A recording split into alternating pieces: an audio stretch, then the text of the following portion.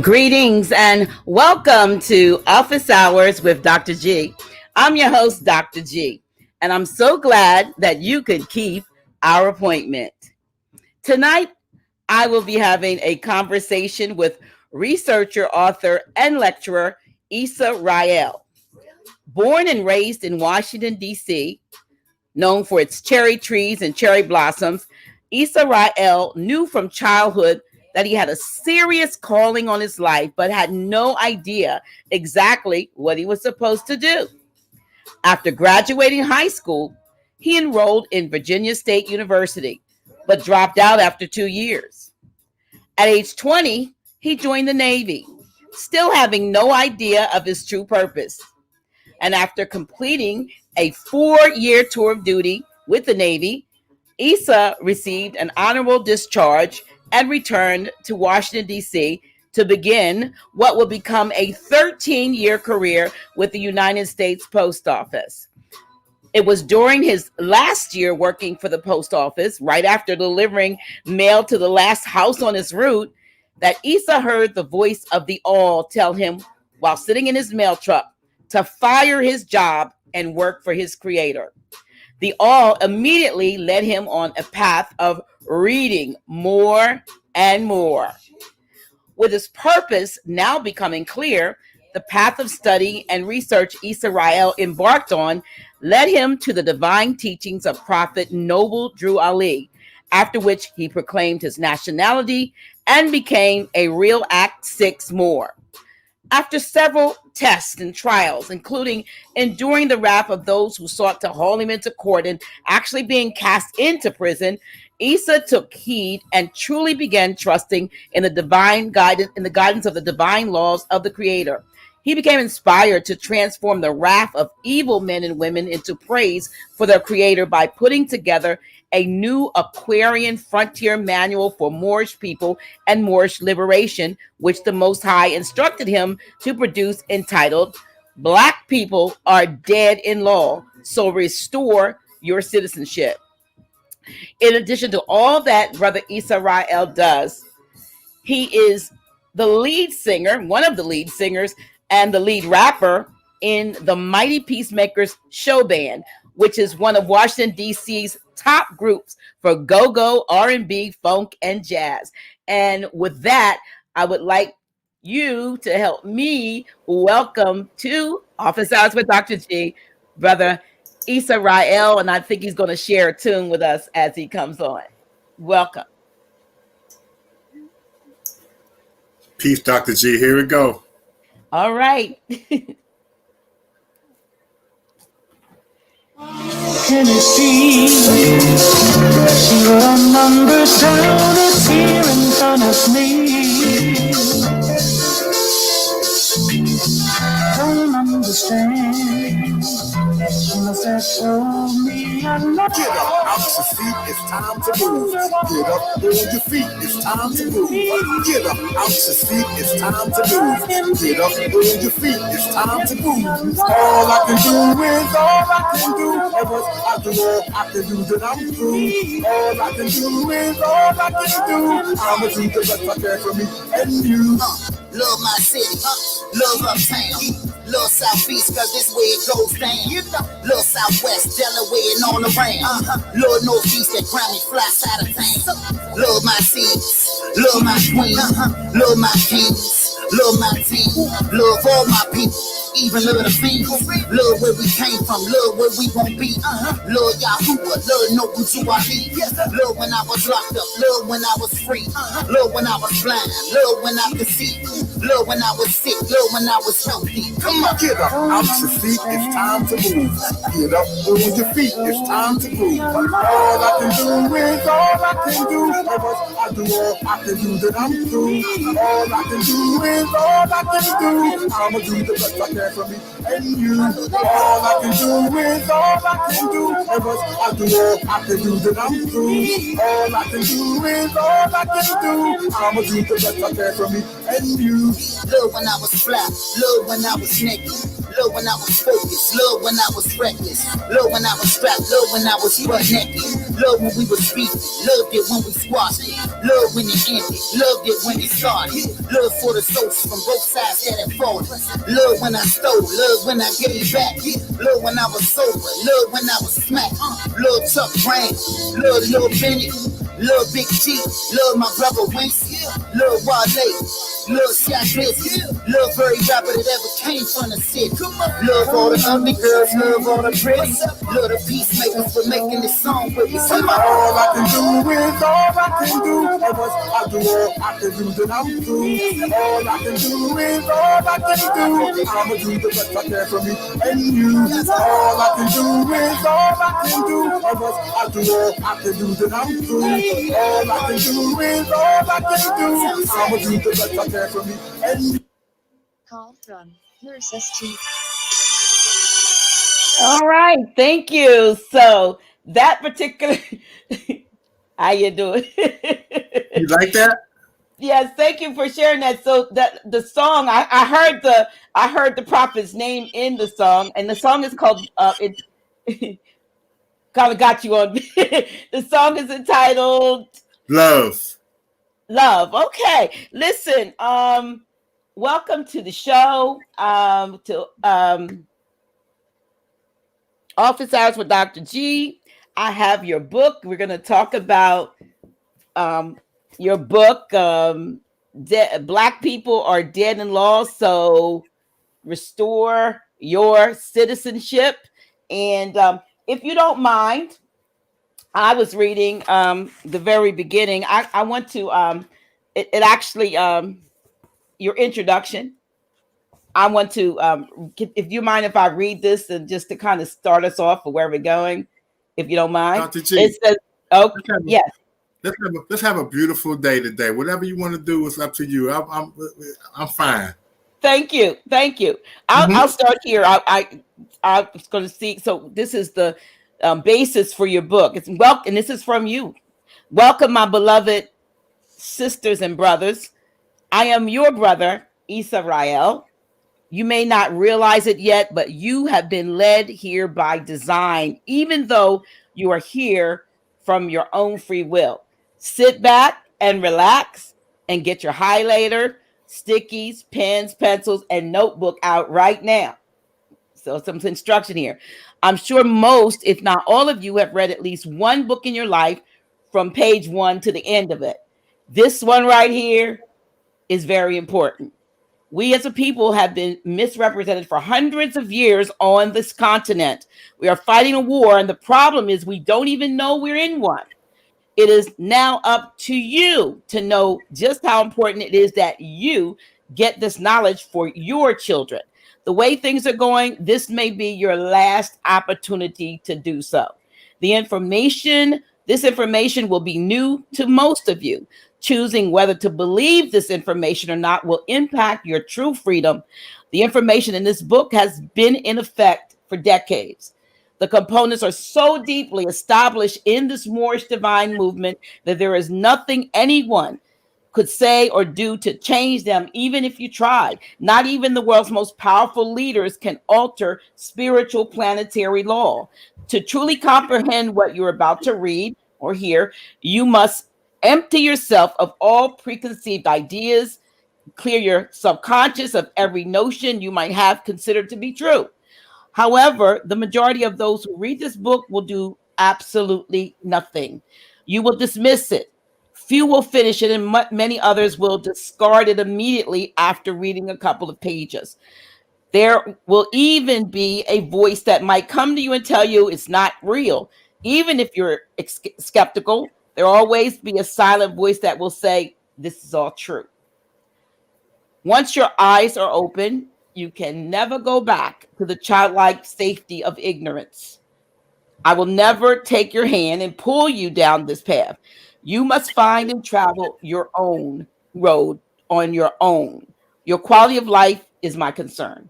Remember, your mind is like a parachute. It only works when it's open. This book is an extraordinarily timely and urgent call to confront the legacy of structural denationalization and to show its continuing threat to the promise of birthright and nationality of the sun-kissed people here on the American continent. The solution is in your hands. As a spirit, woman, and man, we are all connected to one another. Therefore, we present or represent the all and Mother Earth because we are one. The chopped down cherry tree is a representation of the so-called Black, Negro, colored, African American, etc., that they are truly and divinely free Moors. The cherry tree is their forever legacy planted in the ground of this land. Now, after reading this important book, the Negro Black color problem will be solved. A picture captures a moment, cherishes a memory, and is said to be worth a thousand of words. The Moorish divine national movement and legacy never left. It was debased. If you are a Moor, especially if you live in Washington, D.C., you should do the research on the cherry blossoms. I will tell you a little bit now. Grab a seat and pay attention. Welcome, Brother Issa Ra, who, and also big ups to Sister Cynthia Martinell, your publisher, my friend, and all the shadow people that are running back and forth. We see a lot of shadows of folks. And to all of you who are listening, let them know that if we could identify their shadow, there's, they talk about shadow people, and we got a lot of shadow people in your background. But welcome to Office Hours with Dr. I got people wanted to come over today and be a part of this epic show that we're talking to, but they good. It's fine. It's fine. Welcome to all of my viewers. I want you to give me the thumbs up, like, share. Come on right now. We get these numbers up. Let's share. If you're not subscribe. So you grew up in Washington, D.C., where the cherry blossoms, the cherry tree and the cherry blossoms they're very well known for that. And in the intro of your book, you say at the end of that introduction that you're going to tell us a bit about the cherry tree. But before we get there, let's again go back over who Issa Ra is, because I'm always reading people's bio, and I don't know whether people pay attention, whether they're listening or not, but it's better when the guests themselves is able to say to the audience and to me who they are in their own words. So just who is Issa Ra, and how did you come to pen in this book, which you call a very, very important work? Black people are dead in law. In other words, they're civil liber mortuus. So restore your citizenship. All right. Well, Dr. G, it's real simple. Issa is just a regular guy who just wants to be loved by his creator. I was made to be on this planet to do something big. My mother told me I was. My mother's friends. My mother had a tailor shop on Georgia Avenue in Washington, D.C. I met a lot of famous people, a lot of quality people in my life, and they always inspired me, and they always gave me a lot of good wisdom and love. And I never wanted to let people down. One of the people I never wanted to let down was my mother. And my mother passed last year, and she told me that I was going to rise to my full potential, and she used to always tell me that. But Issa is just a brother who just wants to get the truth out to people, because I've been lied to for so long, and I knew somebody was lying to me, but I wasn't offended by it because I knew that the people who were lying to me, they didn't even know better. So what I did was I said, I'm going to go ahead and start doing some research. I'm going to start reading books. I want to be intelligent because I like to tell everybody I am not the sharpest crayon in the box. I'm really not. So that's why I have a lot of books, because I don't have that high of an opinion of myself to think that I know everything. So I used to go to the Library of Congress every Wednesday, me and my brother, Jabari, and we used to study and learn about things. And then I just found out one day that I wasn't black. And I knew I wasn't black because I was looking at my skin and I was like, that's not black. And then again, I learned that black is not even a color. And then another thing I learned that black is not even part of the spectrum, black or white. There's a color spectrum in the world, and it's the rainbow.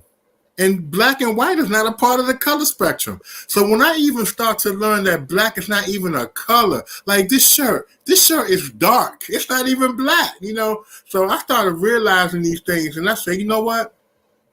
Okay, then another thing, I started looking at Egyptian, old Egyptian literature and things of that nature. And they talk about in the 42 laws of Ma'at, one of the abominations of your life is to misrepresent your nature. And when you call yourself black, you misrepresent your nature. And that's an abomination. And then I read in the Bible in Jeremiah that black is a curse. And then I just started reading all the stuff. And then I started meeting people, and then they started talking about, well, the word black, the way I use the word black mean this and that. And then I started understanding how ignorant that was because they did not invent the word black. And if you can use the word black for what you want it to be, then why can't you make up your own word? Because black is copywritten and somebody else done already used it for a tag. So why would you try to make that a word for you when it's not your word and you call yourself intelligent and you're not a crayon and you're not these type of things? So Issa Ra is just somebody who just really searching for the truth. That's all it is. My favorite Bible verse is Proverbs 25:2. It says, for the Lord your God has hidden things from you, and it is the glory of kings to search them out. So I learned that God hid things from us. So to find out we really studying, if we really on our square, if we really trying to be, are we really, if we're really rising to our full potential. And one of the most embarrassing, most trifling things that a man and woman can do on this planet is live from age 1 to whenever you pass. And then at the end of your day, you go back to the creator and the creator say, who are you? And you call yourself a crayon. Absolutely tragedy.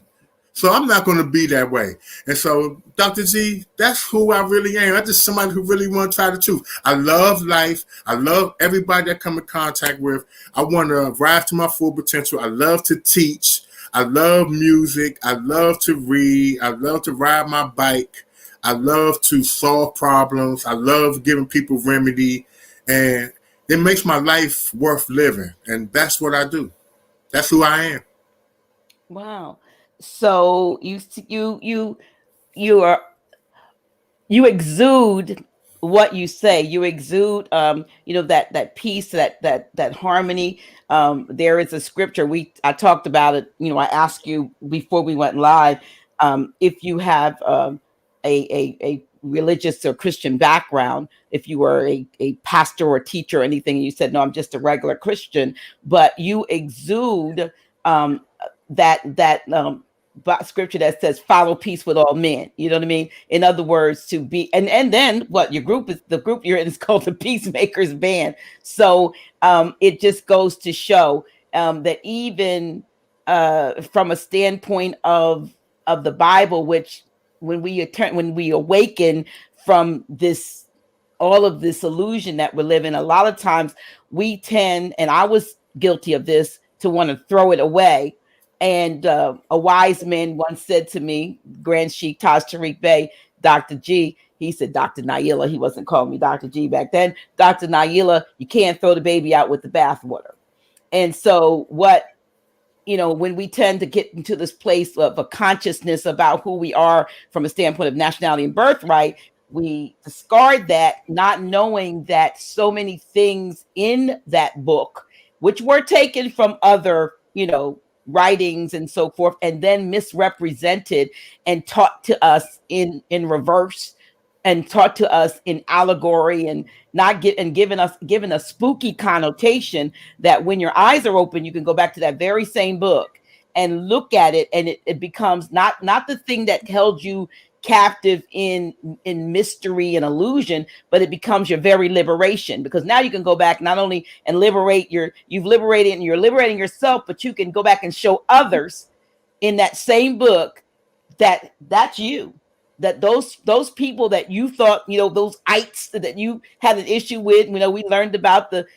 Jebusites and the Hittites and anything that had an ITES at the end of it. We were pretty much taught that it was negative, and those were the enemies, when in fact those people groups were melanated folks, melanated men and women. So now you go back, and when you take out the spook, I say the spookism out of it, and look at things from a realistic standpoint, you can get a whole different picture.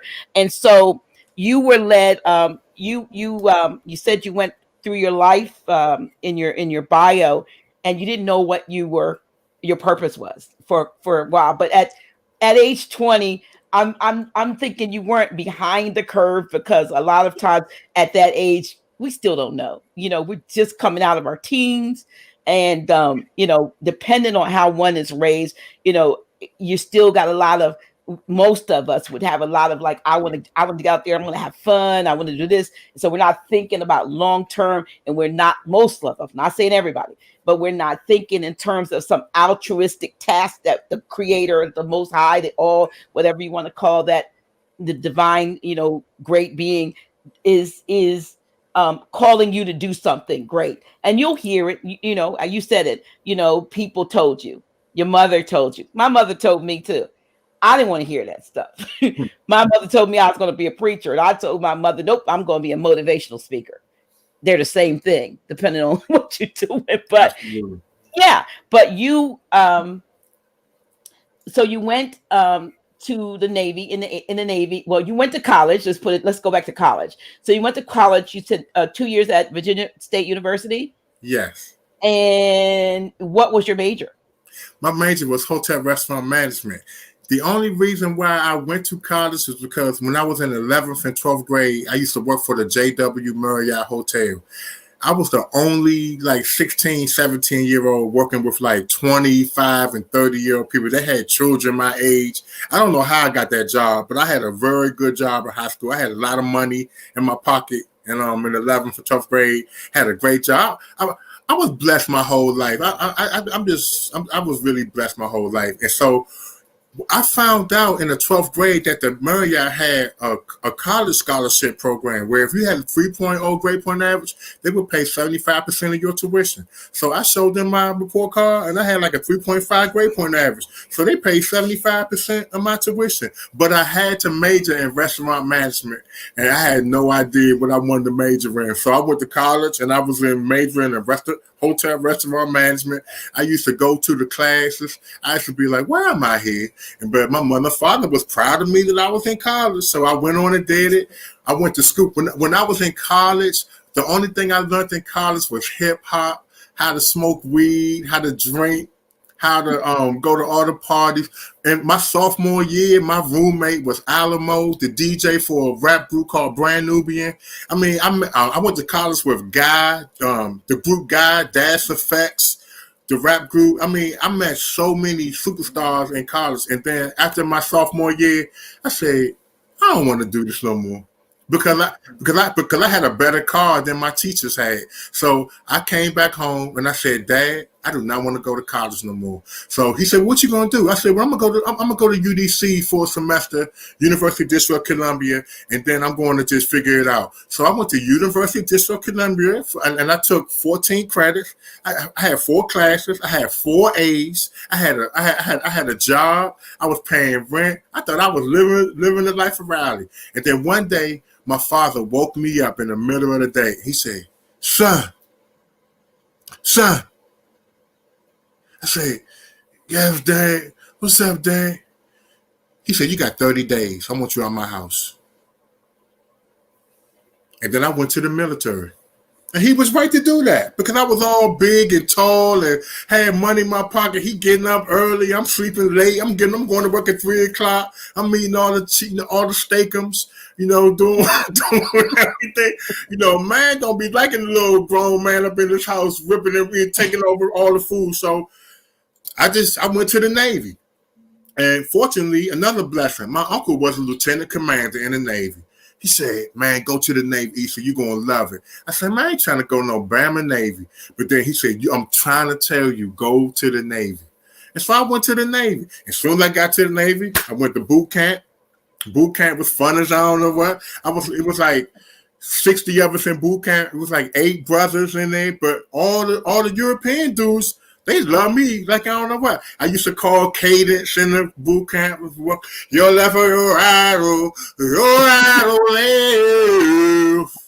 We're picking them up and we're putting them down. But I learned how to make up my bed, shine my shoes, get up at 4 o'clock in the morning. We used to march for breakfast. You know, one of my friends is sitting here looking, he was in the Navy with me. My man, he said, yeah. And but guess what? But when I went to the Navy, as soon as I got out of boot camp, I came home for 3 weeks. As soon as I came back to my station, they said, you're going to the Gulf War. So I went to the Desert Storm. So I'm also a Gulf War veteran. I mean, you know, and I did 2 tours. But on the way there, the first time we went there, I got to live in Perth, Australia for 9 months because I had to wait till the war was going on. So I lived in Perth, Australia for 9 months. Okay. And that was one of the funnest things I ever done in my life. And I met the Aborigine people over there. So, you know, a lot of people my age at 20 years old from Washington, D.C., they didn't have those type of opportunities. So I had the opportunity to be over there. And then, you know, Desert Storm, Hawaii, Hong Kong, Japan, Tokyo, Philippines. I've been all over the world. Mombasa, Africa, Bangladesh. I got about this much medals. Like, I don't know where my mother put them up somewhere, but I got like about 30 medals and ribbons. Like, I killed somebody or I did a whole bunch of stuff, but I really was just a part of the military, and I did that. And I stayed in the military for 4 years.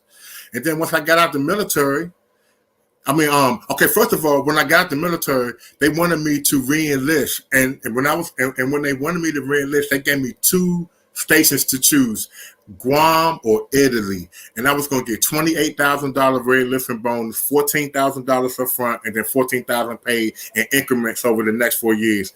I said, I'm homesick. I'm going home. And I got out the military and I went home. And then as soon as I went home, I laid around for about a month. And my father looked at me again and said, Slim, you're not getting it, Joe. What are you about to do with your life? You can't be laying up in my house. I don't care how many wars you fought. So I went to the VA. I went to the VA office, and the VA office said, go down to this post office, and you start tomorrow. I didn't even have to take the post office test. And I got a job at the post office. So that's another blessing. You see how my life was just going, everything was just going in order. And so I worked for the post office for 13 years. Wow. And during that time that you're in the post, working for the post office. Now, I'm not sure if it was during your post office days or whether it was after, because you talk about, you know, coming up against a lot of trials and tribulations and tests and so forth that made you kind of go inward and listen to, you know, who you call the all, I call the Most High.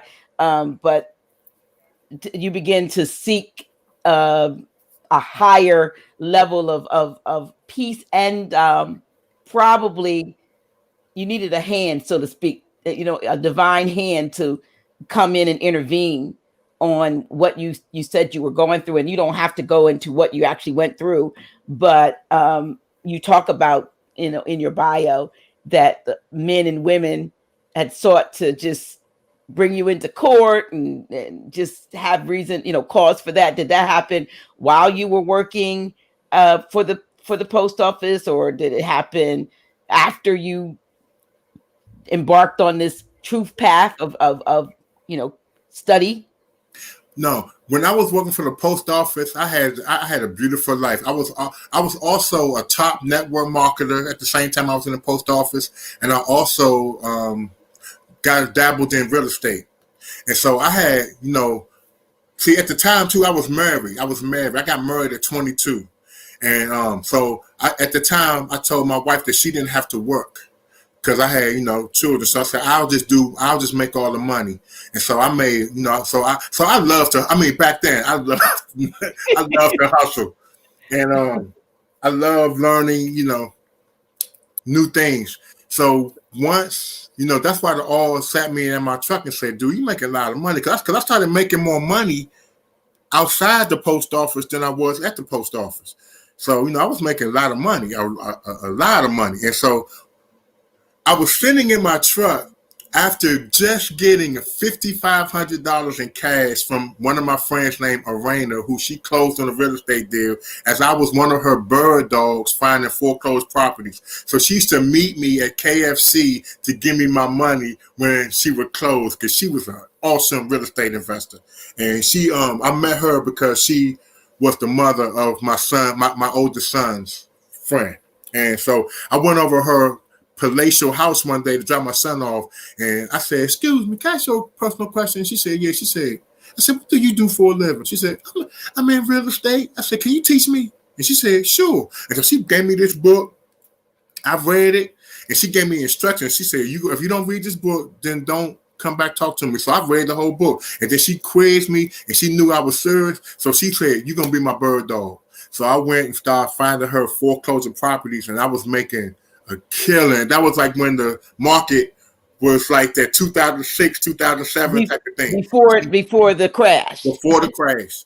So the crash is exactly what it was. So so one day, when I had that $5,500 in my pocket, I was like, dang, I was sitting in my truck. This is a true story. And I was like, I got $5,500.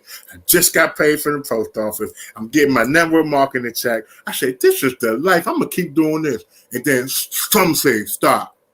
No, you not. You're about to roll out of this joint because I got something better for you. So it was my cowardice and my comfortness of having all of these streams, but the all had something different for me. So the next day, I didn't go to work. And then guess what happened? Got divorced. Next thing that happened,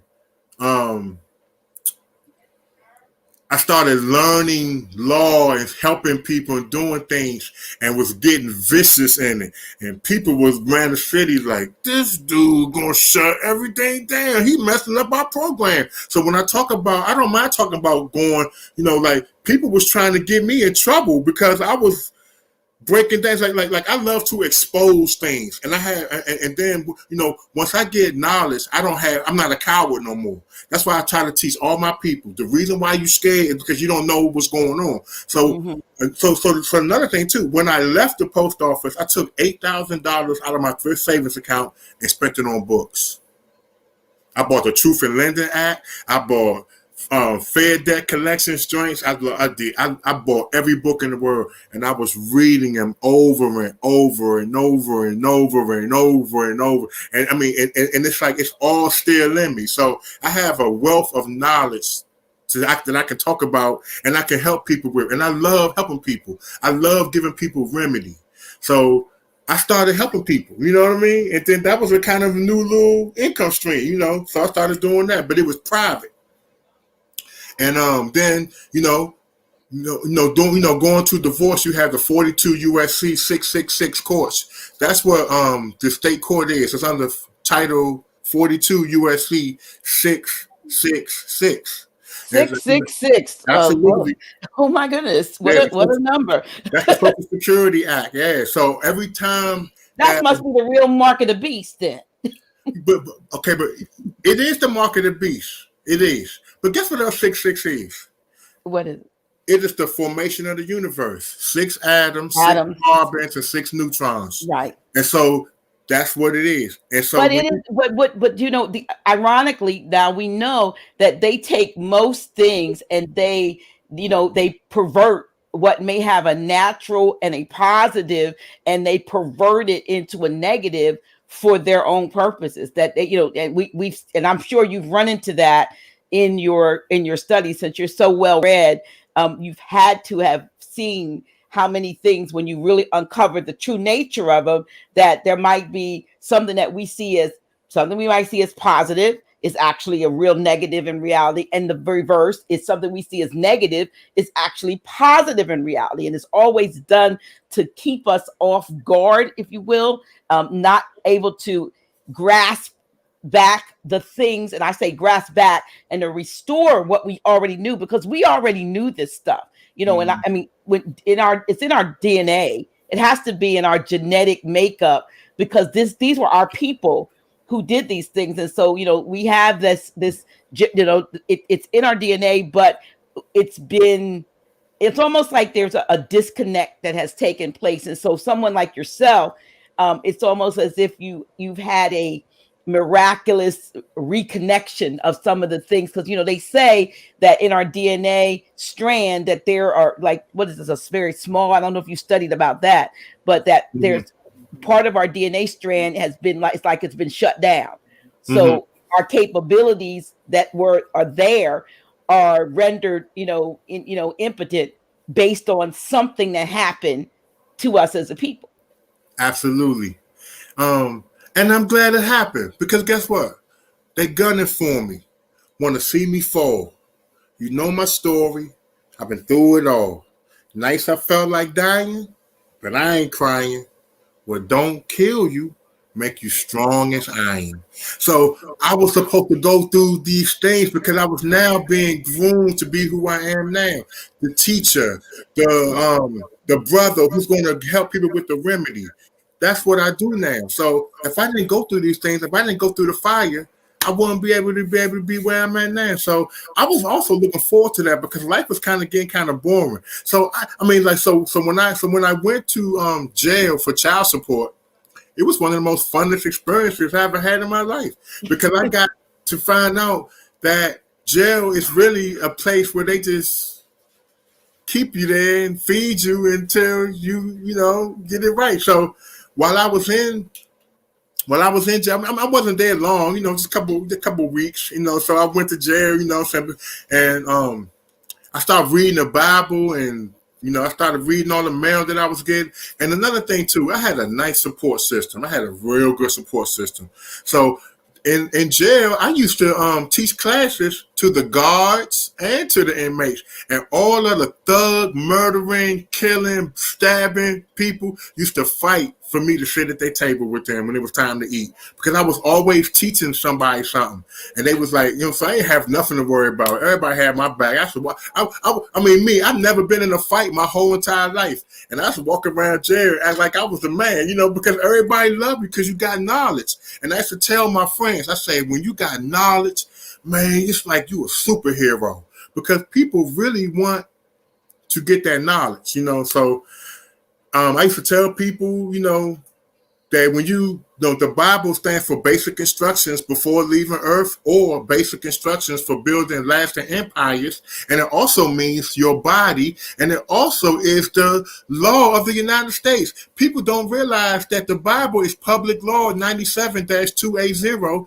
In the year 1983, Ronald Reagan said, "Hear ye, hear ye. In God we trust. The Bible will be the word of God, and God we trust." So guess what?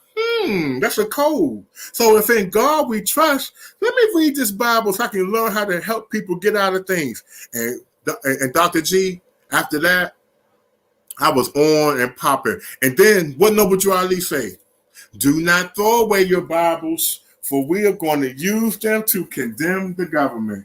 And there go my brother right here, Noble Drew Ali. I love to show him. Because Noble Drew Ali is the one who really got me on my way. This is everybody who does not know about this man right here, Noble Drew Ali. He is the one that came to America in 1913 and told everybody, you are not black, Puerto Rican, Negro, colored, or none of those 1776 slave tags. You are a spirit man and a garb of flesh, first and foremost, a more American second, then that makes you an American citizen. So I start touching on those things with people, and then next thing you know, I became somebody of importance, quietly, humbly. And that's how I always wanted to live my life. I didn't never want to be famous, but I wanted to be known for somebody who can really make a change. And that's where I'm at right now, Dr. G. I mean, that's awesome. I'm gonna check to see if we have any questions too, because you're open to answer questions too, right? Absolutely. Yeah. So I'm gonna you all may have some what is let me see. Okay. What, if you will, have been your successes with regard to assisting others with the court cases and so forth? I mean, because there's always people, who, I mean, you may have had some precedents that were set, that or things that you had victory over with, that now become stare decisis or whatever. But what kinds of things? And also, correct me. Someone asked me in a text earlier today. I keep seeing a little flash up. I don't know what that is with the screen, but somebody asked me, and then they said that you used to have a class on high frequency radio network. Is that true? Oh yeah. I forgot to tell you that. Yeah. So we both are alumnus of that, because I was on Yusuf L's channel too for about 2.5 years, Reawakening Minds. But yeah. I think I was on. Now I'm starting to remember, because I'm telling you that name, Dr. Nyala. I remember that. I just never met you. You was with me, Yusuf Jonah Bay, and Jonah Bay. We were in Portsmouth. We were in Atlanta. Sister L. Sister L, yes. Yeah. I was with High Frequency for 2 years. I was there for 2.5 years. Yeah. Shout out to Yusuf Air. If Yusuf Air is listening, Yusuf Air is the one who is why I'm kind of like known a little bit, because I used to call his show and ask questions. And then one day he took my phone number and said, "Hey man, you know a lot of stuff, Joe. You want to come have a show with us?" I said, "Absolutely, man, for real." He said, "Yeah." So I did that. I did High Frequency for 2 years, and then I got my own show called Love, Law, and Character Development with Issa. I had 4,400 followers on that show. I still have those people to this day check on me. They bought my book and things of that nature. Yeah. I was on High Frequency. I gave a lot of people remedies on High Frequency, as far as, okay, you know what I like to talk about when we're in the public? I like to tell people, as far as the remedies are concerned, that those things, you really can't share this type of stuff over the public airways the way that an honorable man or woman is supposed to do it, because it'll be facetious to do that. So if anybody would like a consultation with me and they need me for something, I can help them. But one thing I did do recently, one of my friends had a DUI in Virginia, and the case got dismissed. And I used and I used Bible for it, but here's what. But see, I don't get people out of trouble by saying I'm gonna get you out of trouble. I break them down. The first thing I do with everybody I work with, pay attention, y'all. Y'all listen to this. If you're working with me, I'm going to go to the Circle 7, and I'm going to read you the chapter on justice, because that's your court. See, everybody talking about these consular courts and consuls. No, you got to go to look at this, your Circle 7, and you have to read justice. If you ask me, Issa, what about the consular courts? What about this? What about that? I will immediately, unabashedly say to you, the MOOR court, period, in the story, not debatable. To me, I will not debate. If you debate me, I will say you win, I lose.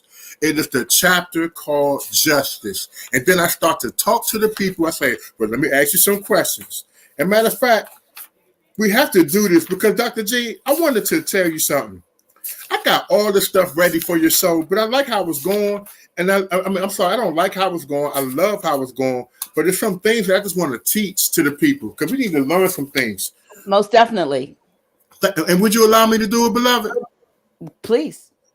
Okay, great. First of all, justice. Okay, hold on. Hold on 1 minute. What I'm telling everybody right now is that the MOOR court, everybody talk about consular courts, a consul, the MOOR consulate. To me, this is my opinion, the court is justice in the Circle 7. This is the justice. Let's go over it. The peace of society depends on justice.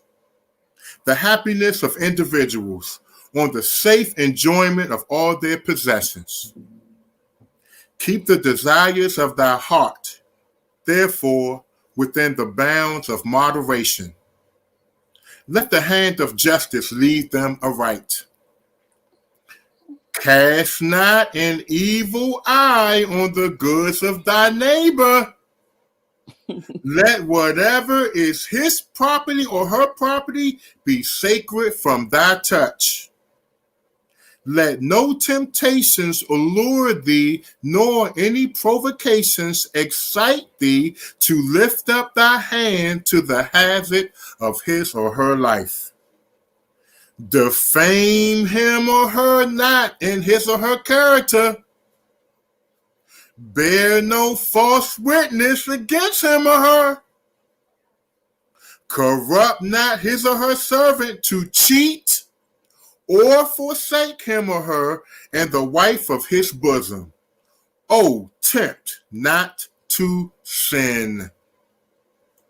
It will be a grief to his or her heart, which thou cannot relieve, an injury to his or her life, which no reparation can atone. In thy dealings with men and women, be impartial and just, and do unto them as thou wouldest they should do unto thee. Be faithful to thy trust, and deceive not the man or woman who relieth upon thee. Be assured, it is less evil in the sight of Allah to steal than to betray. Oppress not the poor, and defraud not of his or her hire the laboring man or woman. When thou sellest for gain, hear the whispering of conscience, and be satisfied with moderation, nor from the ignorance of thy buyer take any advantage.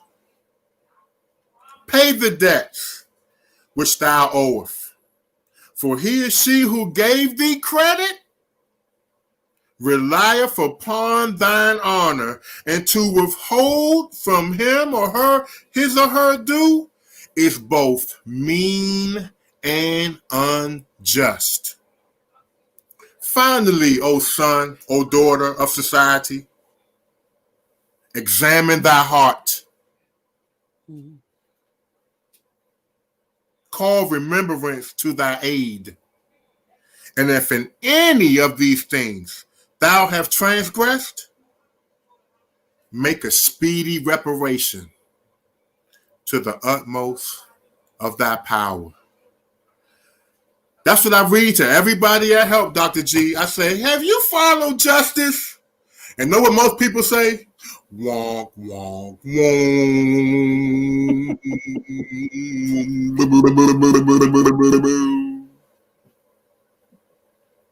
You see what I'm talking about? That's what I want to talk about on this show. We got to get right, Joe. A lot of people, just because you hear about this and that, it don't mean that it's really happening. If you have not followed justice, if you owe somebody some money and you ain't done what you're supposed to do, you're not going to get no justice.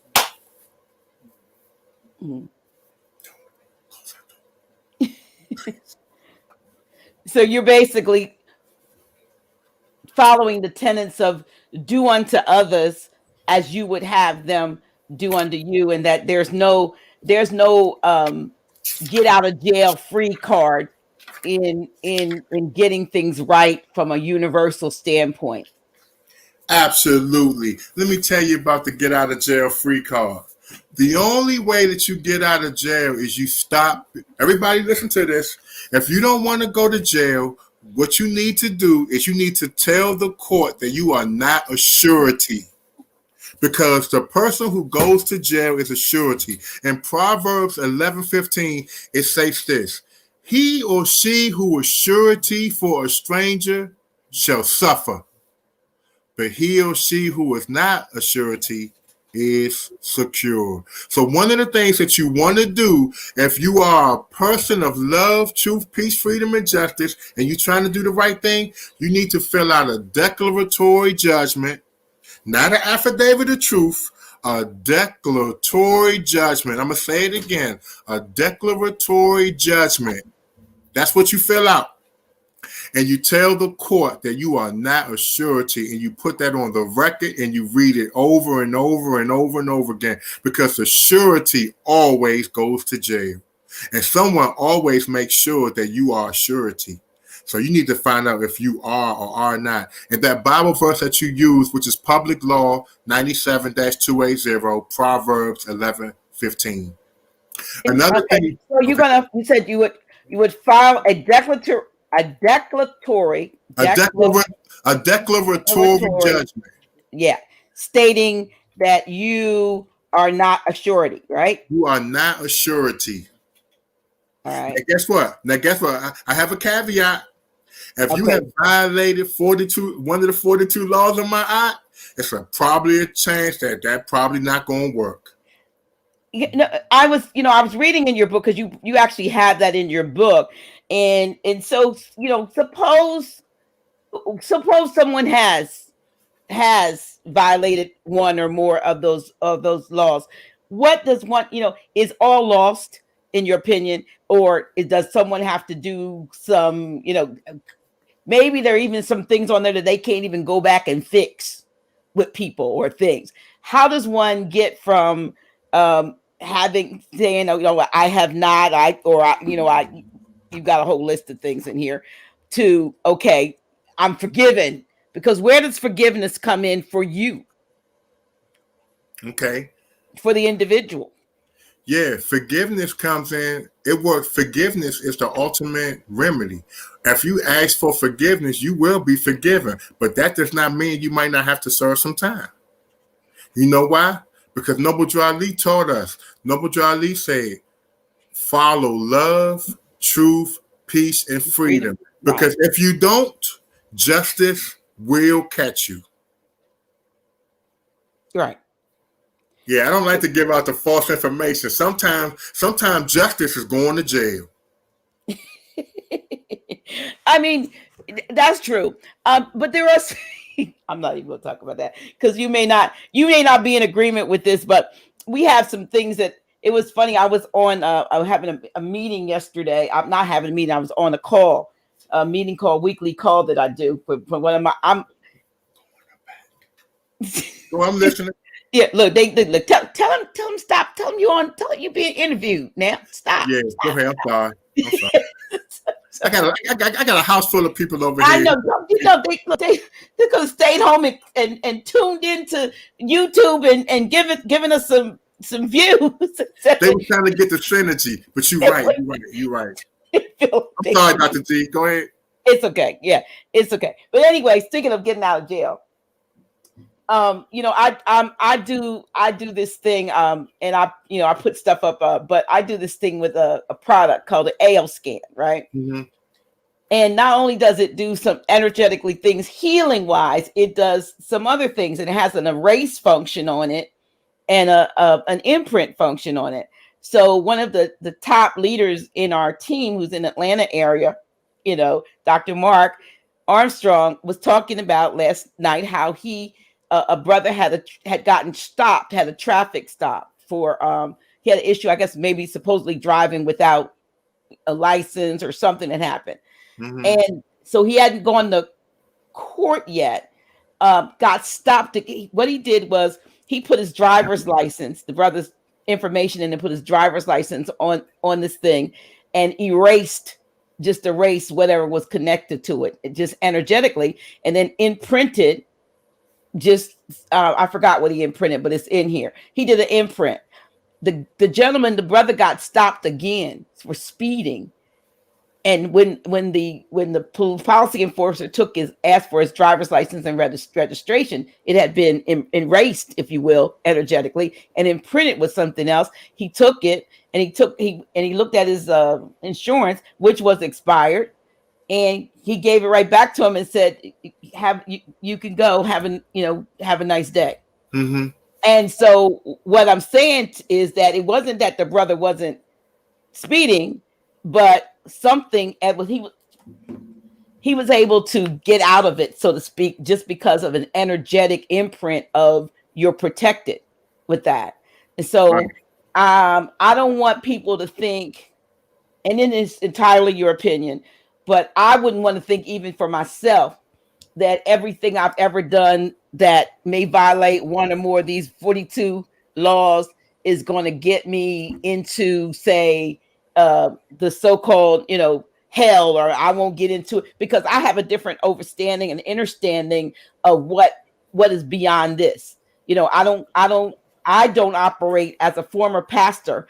I don't operate on the, God is going to get you going to hell if because every moment of your life, you have the potential of breaking even the 10 that they took out and reversed and put in and called commandments.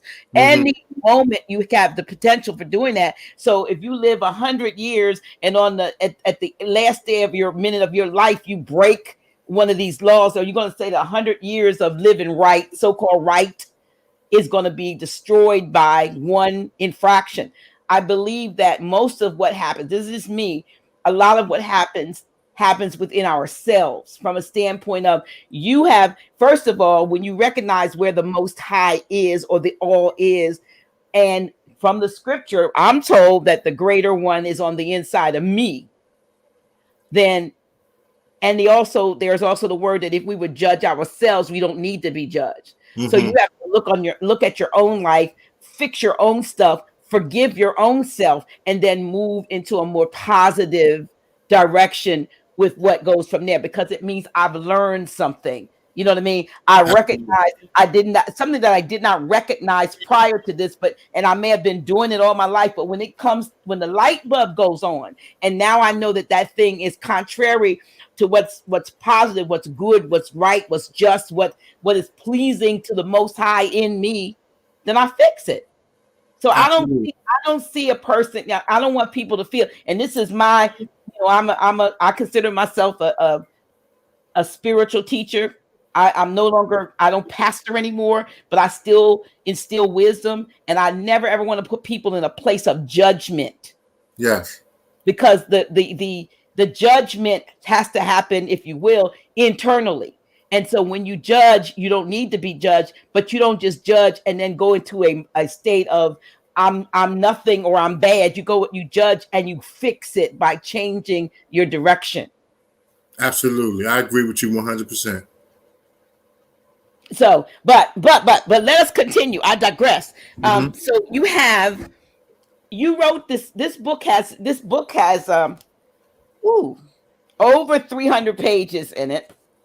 And has a couple places for notes, but of written pages, it has 312 pages in it, but it has no table of contents. Yes. Why? Because, okay, first of all, how did I write a book? I never in my life thought I was going to write a book. But the beautiful, amazing, wonderful Moorish God, Cynthia Martin, who used to be a listener to my podcast, Love, Long, Character Development, I met her through that, and she used to say, I'm just telling you what she said. She used to say, you are one of the most brilliant minds that I have ever met in my whole entire life. And before you leave this planet, you have got to write a book. And I was like, I ain't writing no book. I'm not gonna write a book. I never did that before. And she said, write something every night. And I want you to have your own style. So all I did was I wrote something every night. And then me and her got together and we formed our publishing company. And then she said, do it the way you want to do it. And then I started writing more. And she said, and then I said, I don't want no chapters because people don't read anyway. I said, I'm tired of just giving everybody everything. Let them search for it. Proverbs 25:2. For the Lord your God has hidden things from you. And it is the glory of kings to search them out. So if you're really looking for something, search it out. Matthew 7:7. Ask and it shall be given to you. Seek and ye shall find. Knock and it will be opened unto you. So that was my way of getting lazy people to read. I'm just being brutally honest. And then 7 months later, I had a finished book. I wrote that book in 7 months. Cynthia, I just want to give a shout out. I had Cynthia on the show. Cynthia is my matter of fact, happy solar return to Cynthia Martin L. Today is her solar return. and she is my sister. I love her dearly, dearly, dearly. I'm running buythisbooktoday.com across the bottom, and you'll always see that. That's Sister Cynthia Martin Eel. And if you have a book in you, and we all have something in us, consider contacting her. She has Noble 7 Publishing, and she'll get your book out, even if she has to interview you to get and for your book to get out. But the fact of the matter is, this book is a result of your research. You had to search, like you said, you had to search this information. There's so many people want they want answers. They want their hands held. They want somebody to do it for them, and they just want the results. They don't want the labor. They don't want the work that it takes, to get this knowledge. But they want, like, no, can you just do it for me? You've already done it. And there's no real satisfaction, I've come to realize personally, and no real attachment to a thing until you yourself have put your effort into it. Absolutely. When the process of seeking and searching is in and of itself an enlightening experience that will take you to another level. I don't know if you always were a reader, if you always were seeking, as you say, more, MOOR, and more, MOOR, but at some point, once you started, just like me, I'm I do a bunch of things, but once I start a thing, if it resonates with me, I'm off with it. I'm on it, and to the extent to the fact that I almost have blinders on and I don't see anything else because I'm on this path. And it looks like when you heard the message from when you were sitting in your mail truck and saying, fire your job and work for me, that you went down the path. You went on the path, and reminds me of myself. One day I'm pastor of a thriving church, and the next day I'm having an out-of-body experience at a prayer breakfast that totally turned my life upside down, inside out. Everybody I knew, everybody I loved, almost all 98% of my congregation left me and called me crazy. And looking back, just like you said, it was important for you and necessary for you for that little period of time in being in jail. It was necessary for the little inconvenience I had of being called crazy and having people turn their back on me to allow the Most High in me to stand up and say, but this is really what I have for you to do. You thought you were going to be doing this for all your life, but what are we going? Because out of that came House of Real Awakening Minds. So House of Real Awakening Minds was born from a small congregation, that of I'm saying 80, 90 people to thousands of people across the world who subscribe to, listen to, support House of Real Awakening Minds, which I founded based on the Most High's working in me, saying, no, I got something for you to do. Mm-hmm. And I'm saying, don't nobody want to hear what I got to say. And for a while, I didn't even let anybody hear what I say. I still pushed other people in the front. But I realized that there's always, if you will listen, you had to listen to the voice. If you will trust, you had to trust the voice that you heard inside of you, because you might have said, you could have brushed it off as like, maybe I must be hungry. It's the end of the day. I'm talking crazy in my head. To, I believe what I'm hearing, and going off on that, and giving up things in order to get, what you didn't even know you were going to get. You had to be willing to let something go, right? Absolutely. I wanted to. Faith means forever am I trying hard. And I've always had a lot of faith. I've never, one thing about me that I will say, as I was just listening to you, I'm unique. I'm not scared of nothing. Another thing too, I want to do what the all told me to do, then I want to die. I'm happy like that. That's nothing better than that. That's ultimate freedom. Okay, Issa, did you do everything you're supposed to do? Man, I helped this person. I did that. Like, I just finished giving some people some quality counseling that they say, wow, I'm so glad I met you. I mean, like, that's priceless to me. You know what I'm saying? Like, I'm not really chasing money no more. And And I noticed when I stopped chasing money, money just started coming. And that's, I mean, like, not no millions of dollars. Like, I don't really need nothing. I just, all I need is some nice cooked food, some nice clean drawers. And once I got that, I'm happy. Now you got folks out there go, look, I got some legal work. I'm what size drawers you wear and what you want to eat. You're gonna have people you have to be careful because people take you literally. They'll take you literal. You be like, you just needed drawers and something to eat, right? I know you just trying to say it doesn't take that much, but I'm just saying, don't be sending him no drawers. You don't want drawers for real. I mean, but if you got some polo joints, I mean, I might just let you. Hey, now let me stop. Okay, guess what? Everybody always knows this. The man deserves. If you want his hire, then you got to be worthy. Because, that's true. That's all. The laborers, yeah. Yeah, because, I mean, but here's the thing. If anybody needs help with something, all you got to do is email me, or you can call me. Or you can text me. Can I give him my number? Yeah, I'll create it. Let me hear. Let me see. I'll put it here. Yeah. Now, everybody who's listening, pretty please text me. And then we'll talk later. And I will respond back to your text. 240-644-5416. Again, that is 240-644-5416. And my email address is right there. So give me one more time. Make sure I got it right. The number. The area code is 240. I got it right. 644-5416. Yes. And if you text me, I'll get back with you, and I'll start working with you immediately. And we'll get rid of all that situation taken care of. We'll get it taken care of. And you're gonna learn. So you're gonna learn. I'm not the abracadabra, it's over. No, we learn, we teach. See, remember, I'm a teacher. Pastors proclaim, teachers explain. I like that. I must be a teacher. I reckon I'm trying to see if there are any Iris. Someone asked the question, can I type up a declaratory judgment myself? Absolutely.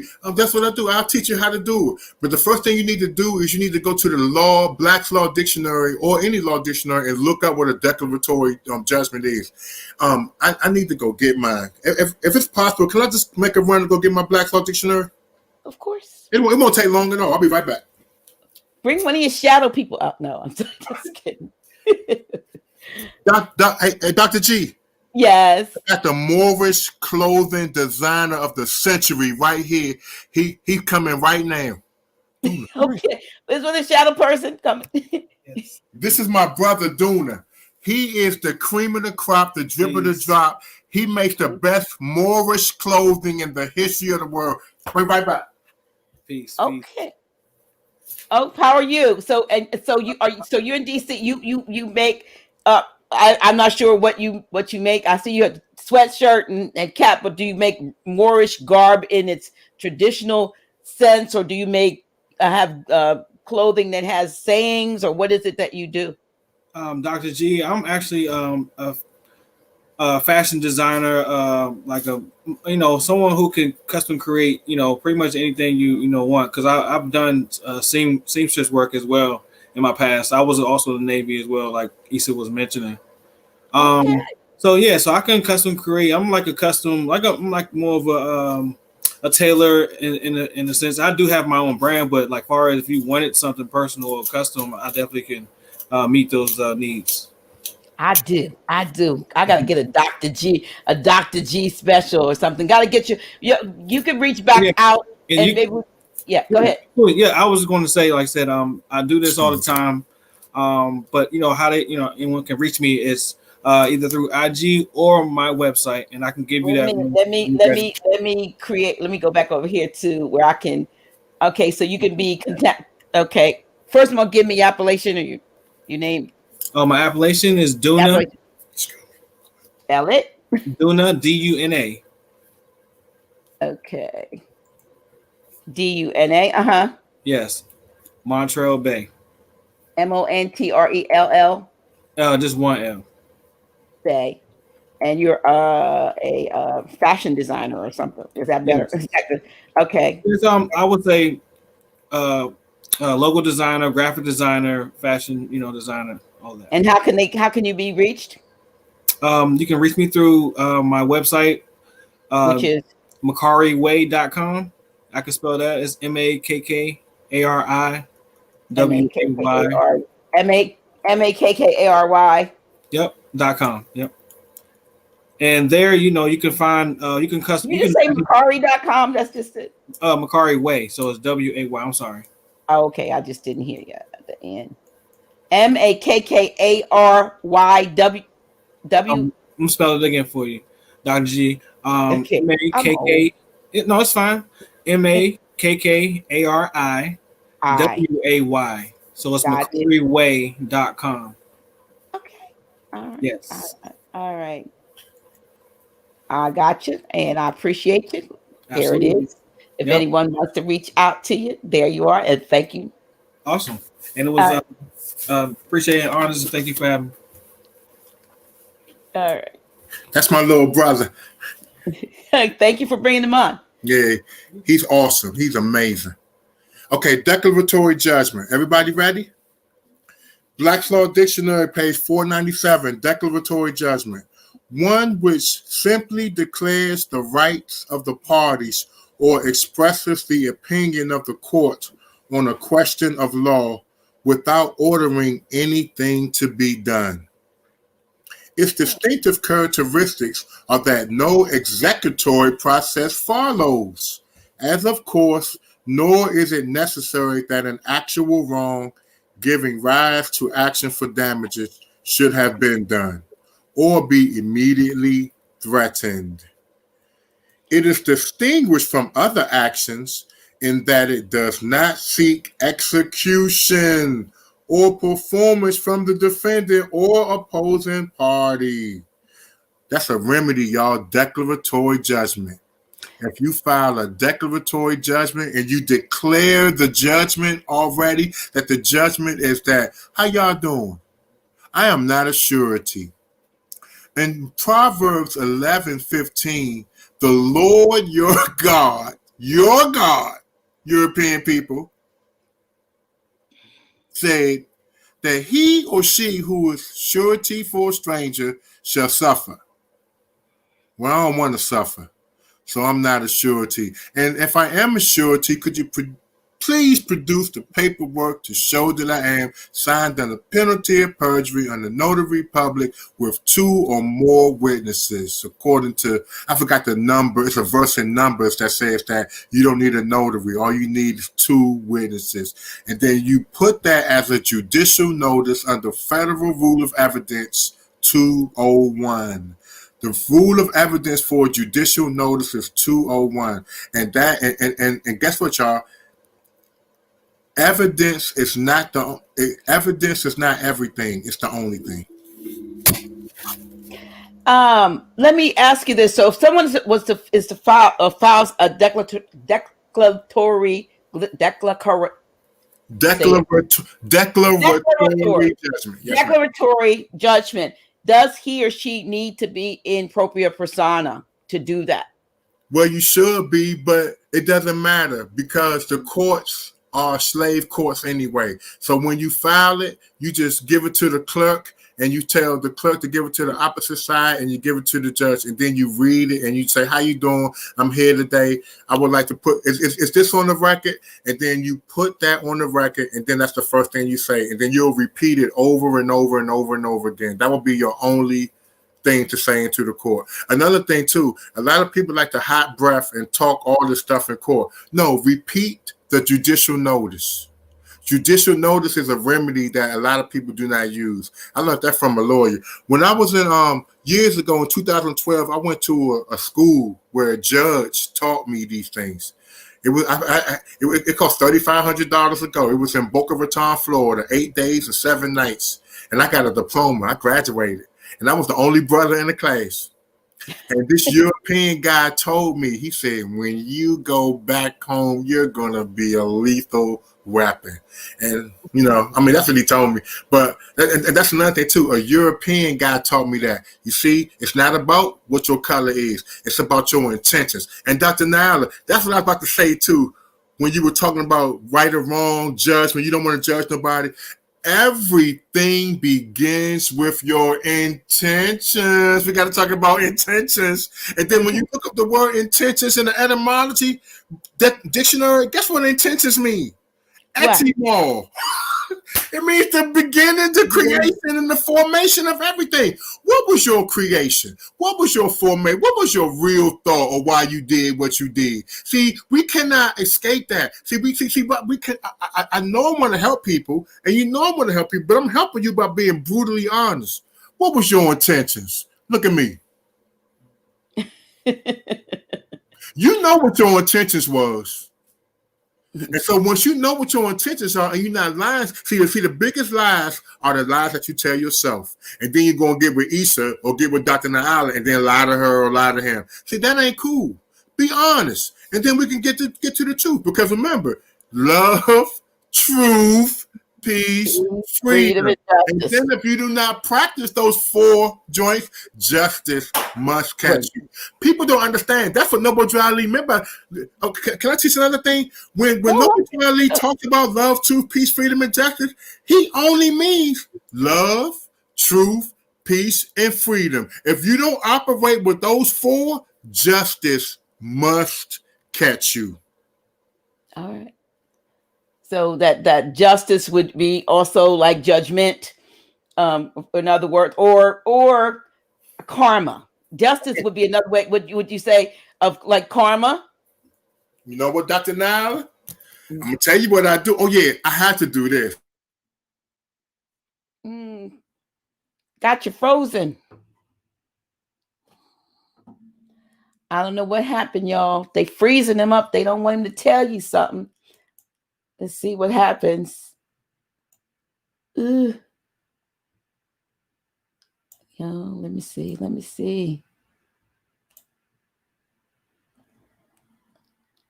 We kind of got him froze. Let me see. We have to ask him to log out and log back in.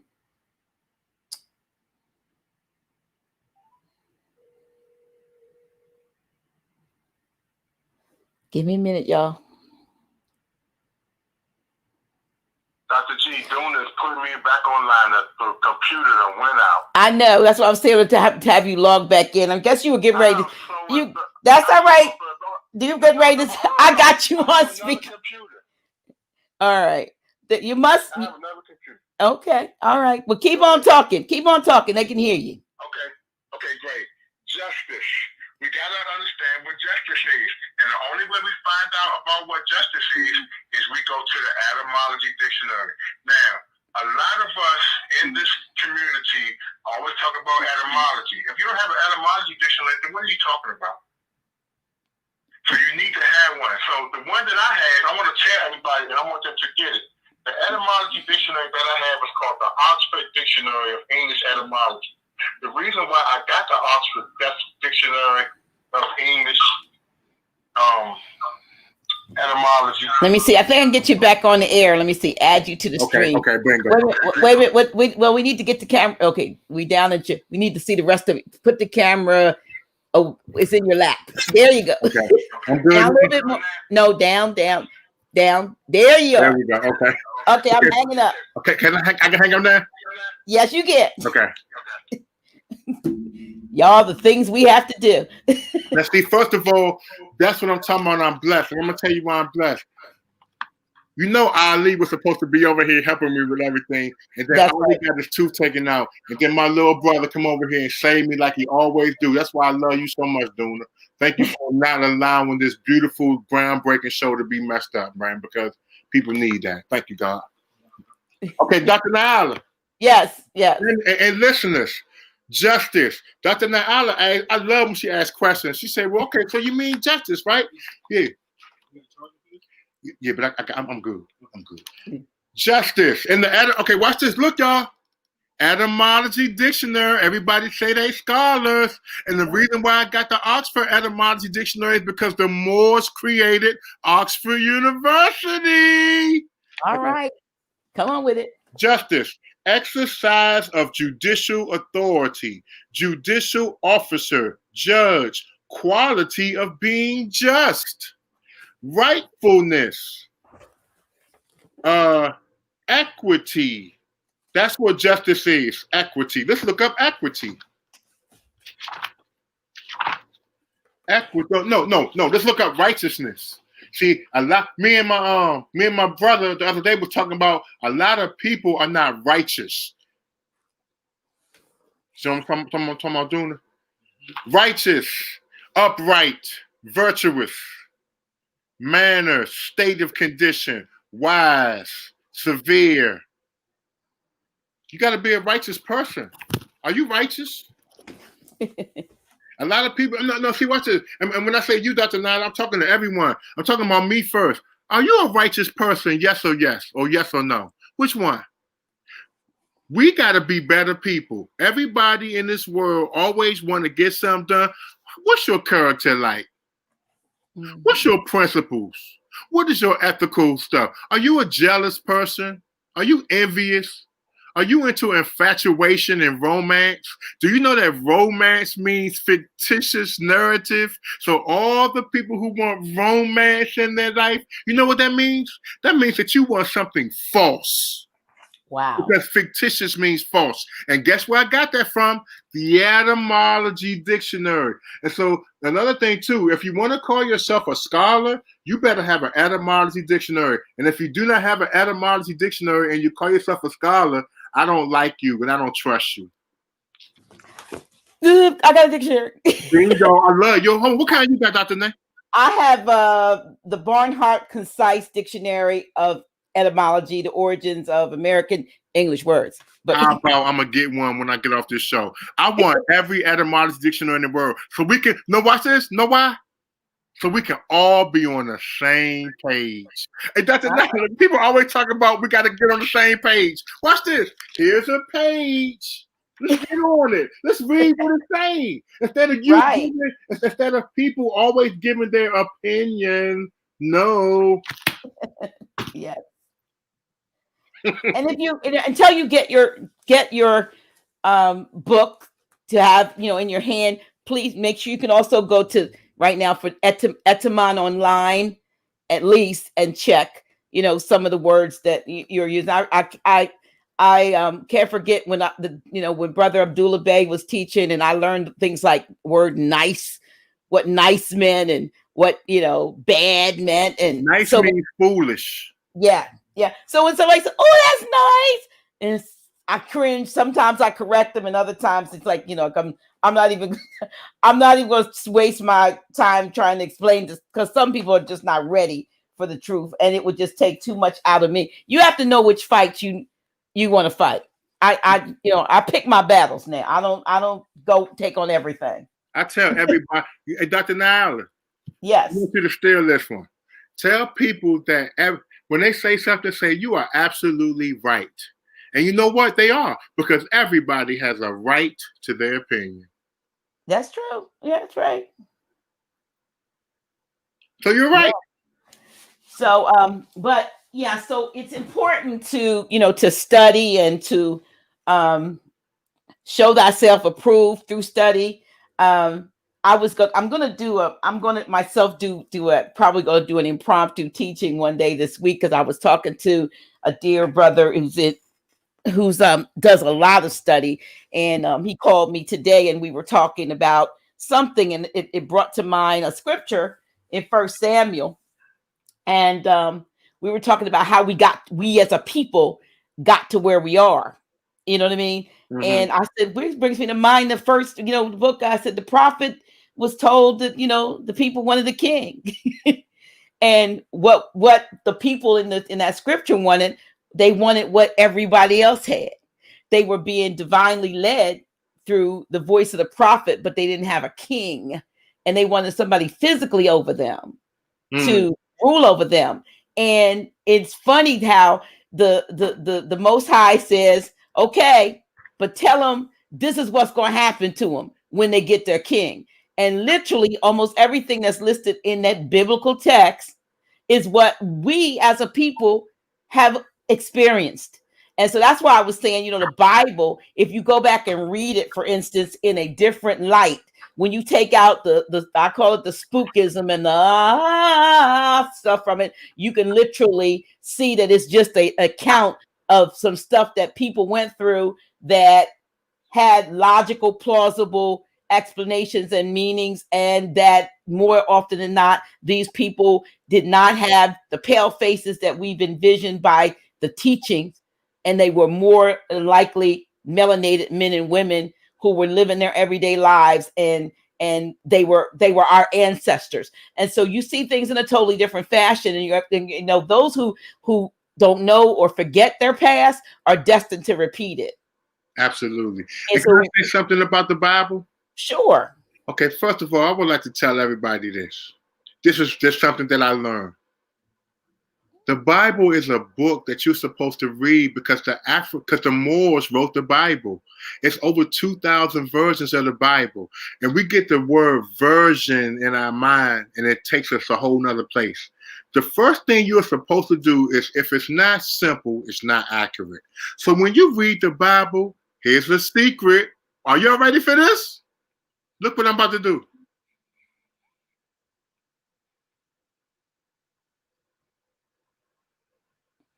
Get a metaphysical Bible dictionary. Everybody in the Bible. Okay, are y'all ready for this? Okay, first of all, please listen to me. The Bible is a storybook. It's coded. Abraham, Jesus, Moses, Noah, Ruth, Matthew, Mark, Peter.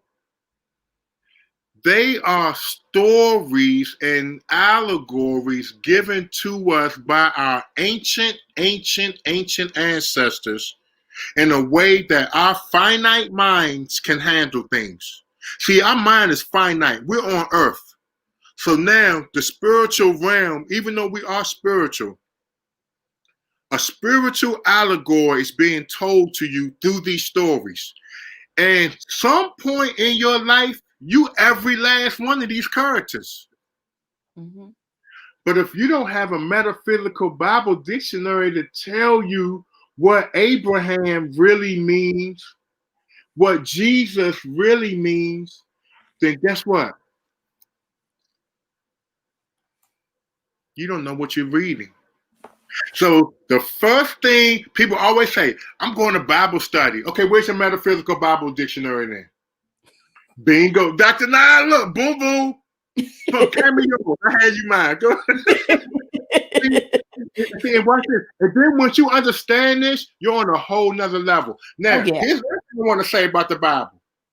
In Galatians, the 4th chapter, verse 24, in the Bible, in Galatians 4:24, it tells you this is a book of stories. This is allegory. All allegory. None of these people historically existed. They allegorically existed. And then I always wanted to share this with people too. And then this will go on a whole other subject, but Dr. Nyla is going to bring me back to where she want me to be. You know that the church killed Jesus and Jesus did not die for your sins? Issa, you lie. You going to hell, Issa. You lie. Jesus did not die for your sins. Guess what? Caiaphas said that Jesus died for your sins. And Issa, where's that? John 11:53. Issa, say it again. John 11th chapter 53. What is that going to say? That is going to say in there that the character Jesus was going to be killed because the church folks put together a council to do it.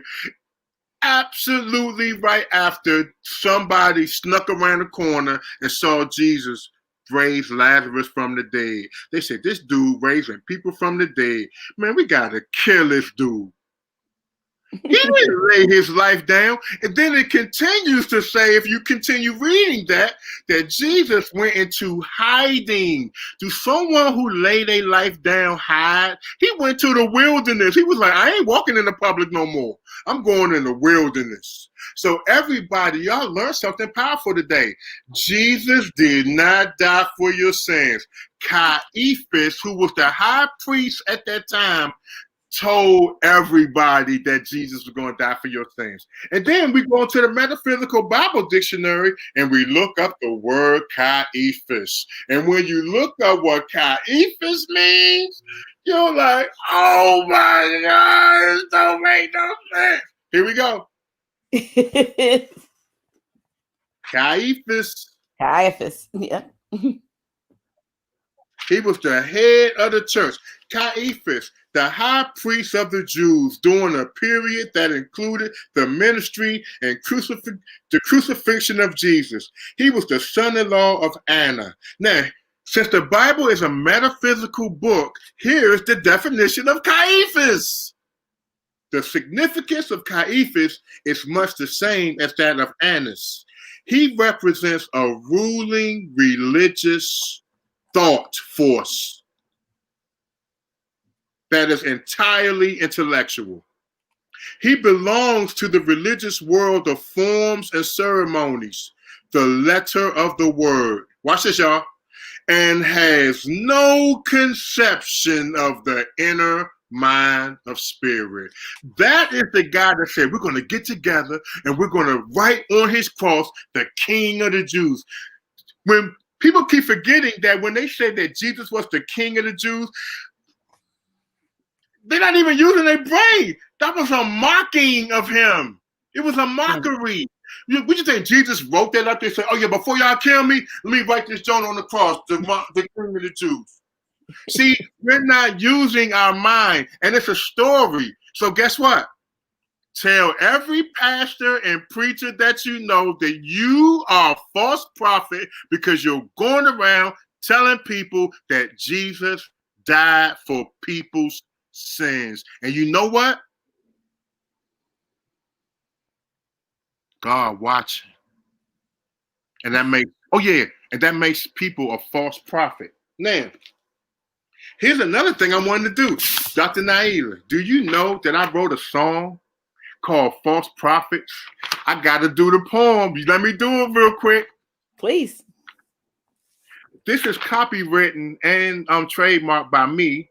And because it's on this show, it is also under Federal Rule of Civil Procedure 44, which is proof of an official record. So if anybody wants to ever copyright something or trademark something, you don't got to pay no $250. Go on a blog talk show or something and tape it and have some witnesses. And that is under Federal Rule of Civil Procedure 44, called proof of an official record. Well, I'm always doing my poems on here. So I love it. You ready? Go ahead, please. They look in your eye the whole time they telling lies. The false prophet. False prophet. Their game is so lame. The truth is, they want worldly gain. The false prophet. False prophet. I always wanted to warn the people through a rhyme. It's people that I know ain't worth a dime. Deceptive thoughts that been built by error, bringing humanity death and terror. However, their talk make you think they're open. I hope I can fool them. It's what they really hoping. Inwardly, they for personal gain. Faking the funk is their real true aim. Appearance is candid. They really look the part. Really, they deceitful, straight from the start. I try to warn them, but them I can't protect. To attain their goal, they try to fool the elect. The elect, oh yeah, they play their position, looking for a come up so they can end their mission. They love talk and hype to replace their action. But in the end, all you hear is, I'm sorry, Miss Jackson. They look in your eye The whole time they telling lies. The false prophet. False prophet. Their game is so lame. The truth is, they want worldly gain. The false prophet. The false prophet. Most of them think about the hocus pocus. Do everything but work. Forget the focus. Know how you tell if it's her or is it him? By their fruits. That's how you know them. Peep their motives. Listen good when they talk. Watch them closely. Do they really walk the walk? They talk to fill the void. They really be uncertain. Not too concerned with who they cheating, who they hurting. Another hint is that they never have the proof of what they talking about. Get figured out quick, erasing all doubt. I be laughing because nothing ever get done. Now they waste your time, but it used to be fun. I thought they was really ethical, really sincere. But over time you see them, get the bluck out of here. Under the truth, falsehood comes to light. Since they have no fruit, you know that person ain't right.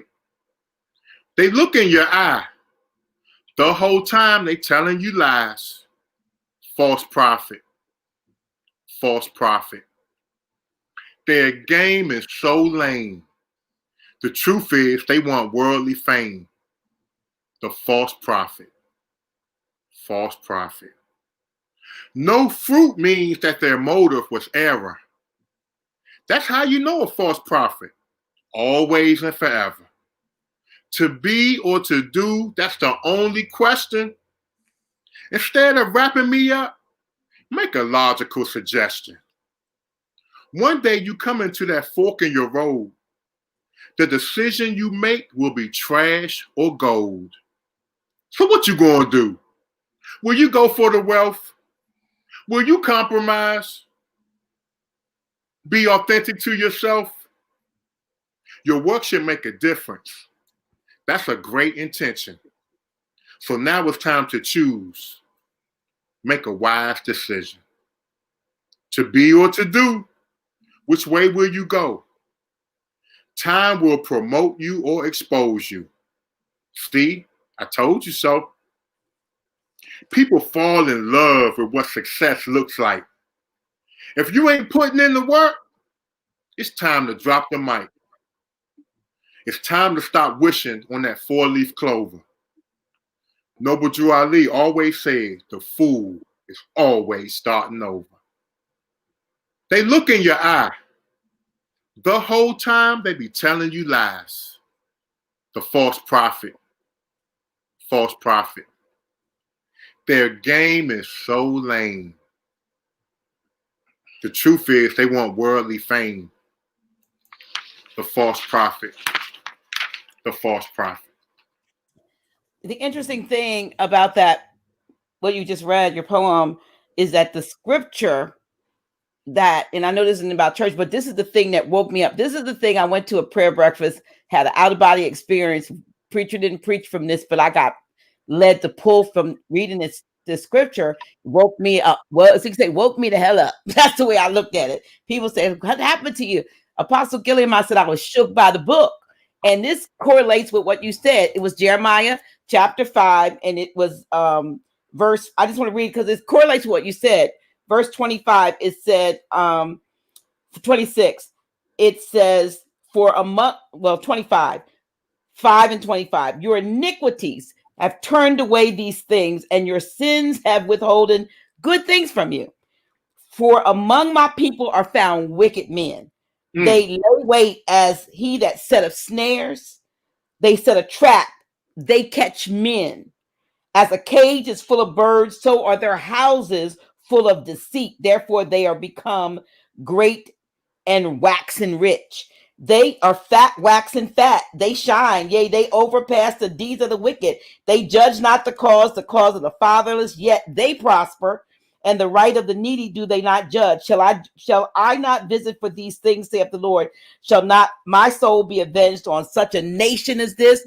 A wonderful and horrible thing is committed in the land. The prophets prophesy falsely, and the priests bear rule by their means, and my people love to have it so. And what will you do in the end thereof?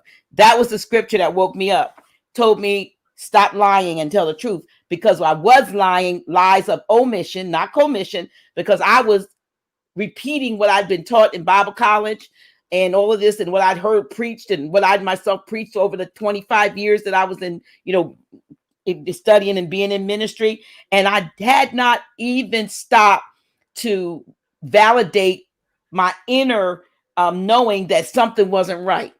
But I kept saying and preaching and telling folk what I was told to tell them. So those are lies of omission rather. You're omitting the truth. I mean, I wasn't doing it I didn't even know that I was doing it at first. But when you look back on it, it's like, dad, you always knew that there was something more to what you were teaching. And so when the scripture itself spoke to me and said, these people got houses, their churches are full of men, like have people in cages like birds, and they growing fat off of them. And that's what you were basically saying. And they prophesy falsely. And so from that standpoint, religion has been the thing, unfortunately, that has held the majority of our people captive, because fear of God, fear of the wrath of God, fear of the retribution, fear of going to hell. And all of the time, the Most High, the God that they're fearful of out there is actually in here. And, their higher self, their lower self, and the things that we were never taught that were not so much, I call them hokey spiritual things as they were etheric. These are the things of the universe. These are the truths of our reality. And yet we were given, as taught like children, allegorically, things to believe that they were real and that they were true. And as a result of that, our people who knew better lost that knowledge, lost the truth, and began following after false prophets, false doctrine. And this is how I believe we've gotten to where we are, because this not knowing. I mean, just the one thing, fear of death. Like you said earlier, you after having done everything you were supposed to do, you'd be happy to just die. But I have a different opinion of that. That's just me. Well, first of all, I know I'm not gonna die. Okay, because we never die. And it's like the song that Earth, Wind and Fire said about words and stuff. They never dissipate. They only recreate in another space and time. We don't die. We go back. We drop, if you will, the vessel that we're riding around in, but we continue to exist. But we have to be able to set our own schedule of where we're going next. And we have to go, and we have to go there without fear. This is not a journey that you take based on fear. This is a journey that you take based on knowing. For we've just come out of that Piscean energy of deception and illusion and strong religious domination. And we're now in that open space, if you will, of we can recreate and create our own reality. So we have to set the standards of how we're going to where we're going next, as opposed to being afraid of what's going to happen to us next. And I think fear and a lot of these things, even the things that you're teaching with regard to law and so forth, those are things that, we've allowed people to put us in a position of, if you don't do this, we can do that. And they're fake. You see what I mean? They're de facto and they're fraudulent. Yet we've been held in fear for, I don't know how many years. Now is the time for us to learn this knowledge that you and others are teaching, in order to liberate ourselves and the rest of our people. We've got to see results. A lot of people say a lot of things, but we need to see results. We need proven, here we are. We've got facts. Here we are. This is the documentation. If you do this thing works. And we've also got to figure out how it is that we come together in such a way that's like, you can't say some things over the public, if you will. We've got to find a way to get together so that this knowledge can be transferable to our people, to our children and our children's children.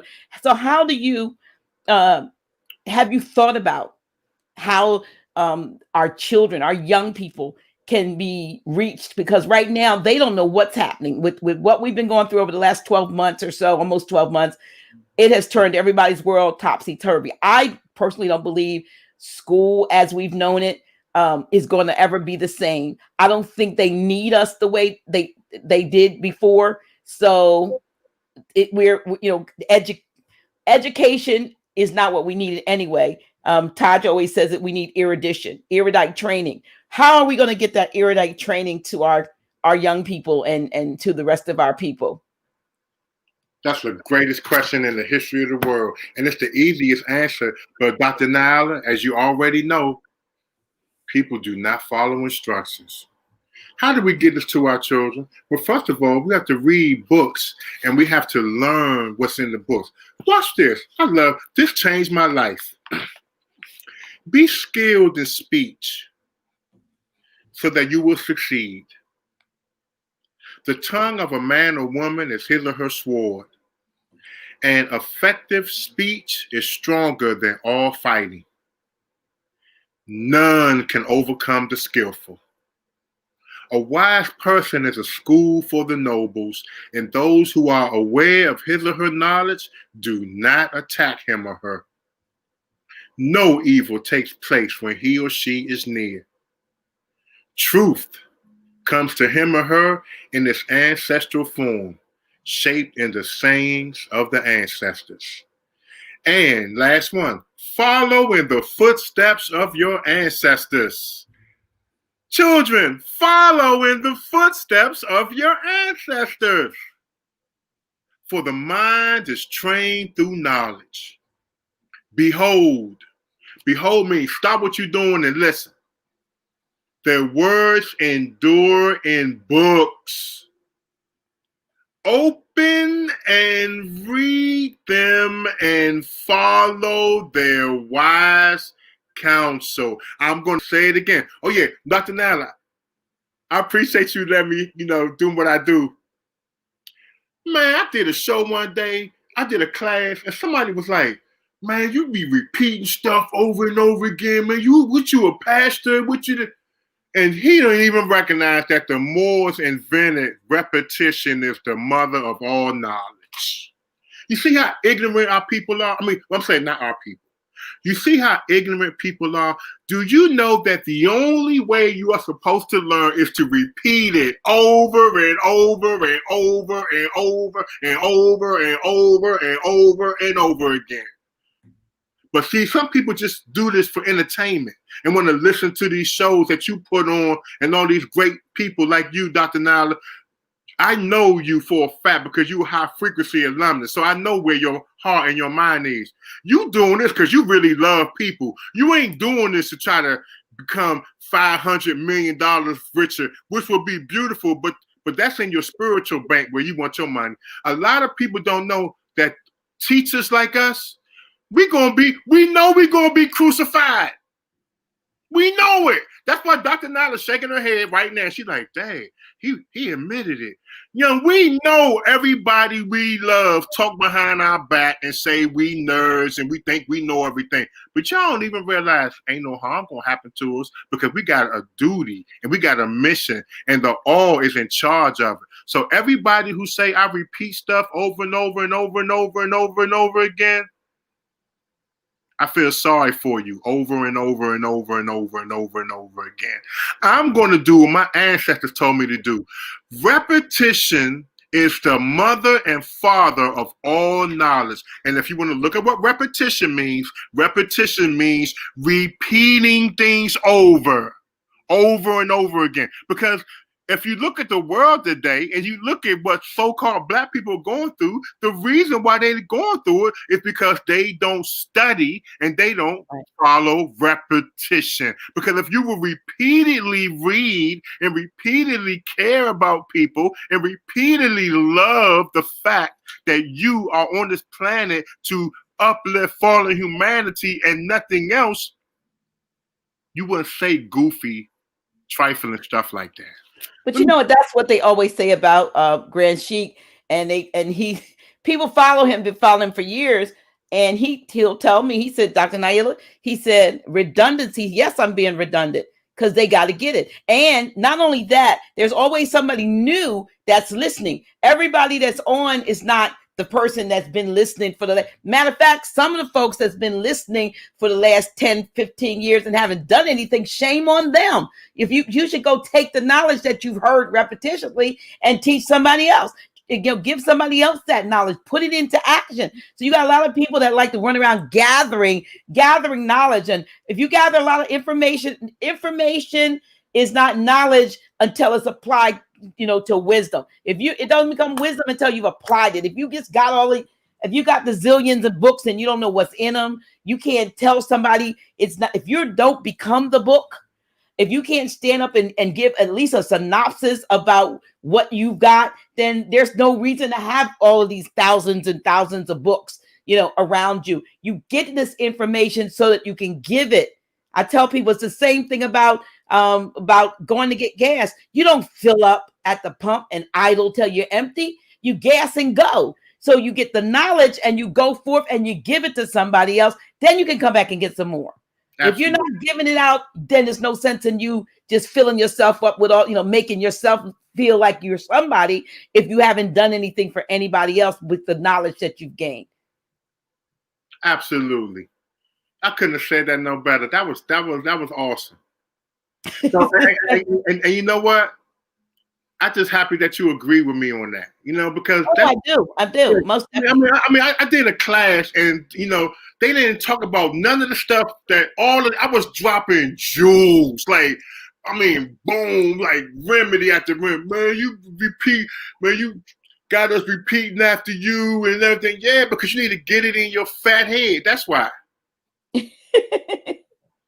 I'm looking, your book is 300 plus pages of information and knowledge and jewels. And like I said, there's no, and yeah, you do have to go. I have all kinds of little bends in the corners. So the places that I wanted to go back, because I can't say it was that chapter, whatever. I had to go back because I was, going through the book. I was getting, I've had the book for a minute. I'll be honest with you. I had not really gotten into it, but when I did get into it, because I knew I was preparing for you to be on the show, I was like, wow. And how many other books of knowledge are out there that would have the wow factor that we haven't read, that we haven't sat down and taken the time to go through, even if nothing else, in honor of the time that was expended by the author to write that book, to not only write it, but to learn the information, to glean and gather the information in order to put it in book form. You see what I'm saying? In respect for that, why buy it if you're not going to read it? That is the book of the century. You know what? I'm going to let everybody know. If y'all looking to get something taken care of, get that book. I'm just letting y'all know. I put my blood, sweat, and tears in that joint. Cynthia L., if you listening, happy birthday. You are the cream of the crop, the drip of the drop, the tip of the top.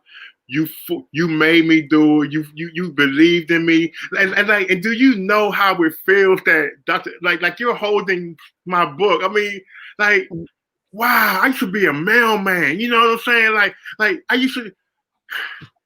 And it's a big book. It's not a little book. It's the reason, it's very big. It's not, you're not just getting a little teeny book, y'all. You're getting a big, hold it in your hand. I just dropped something.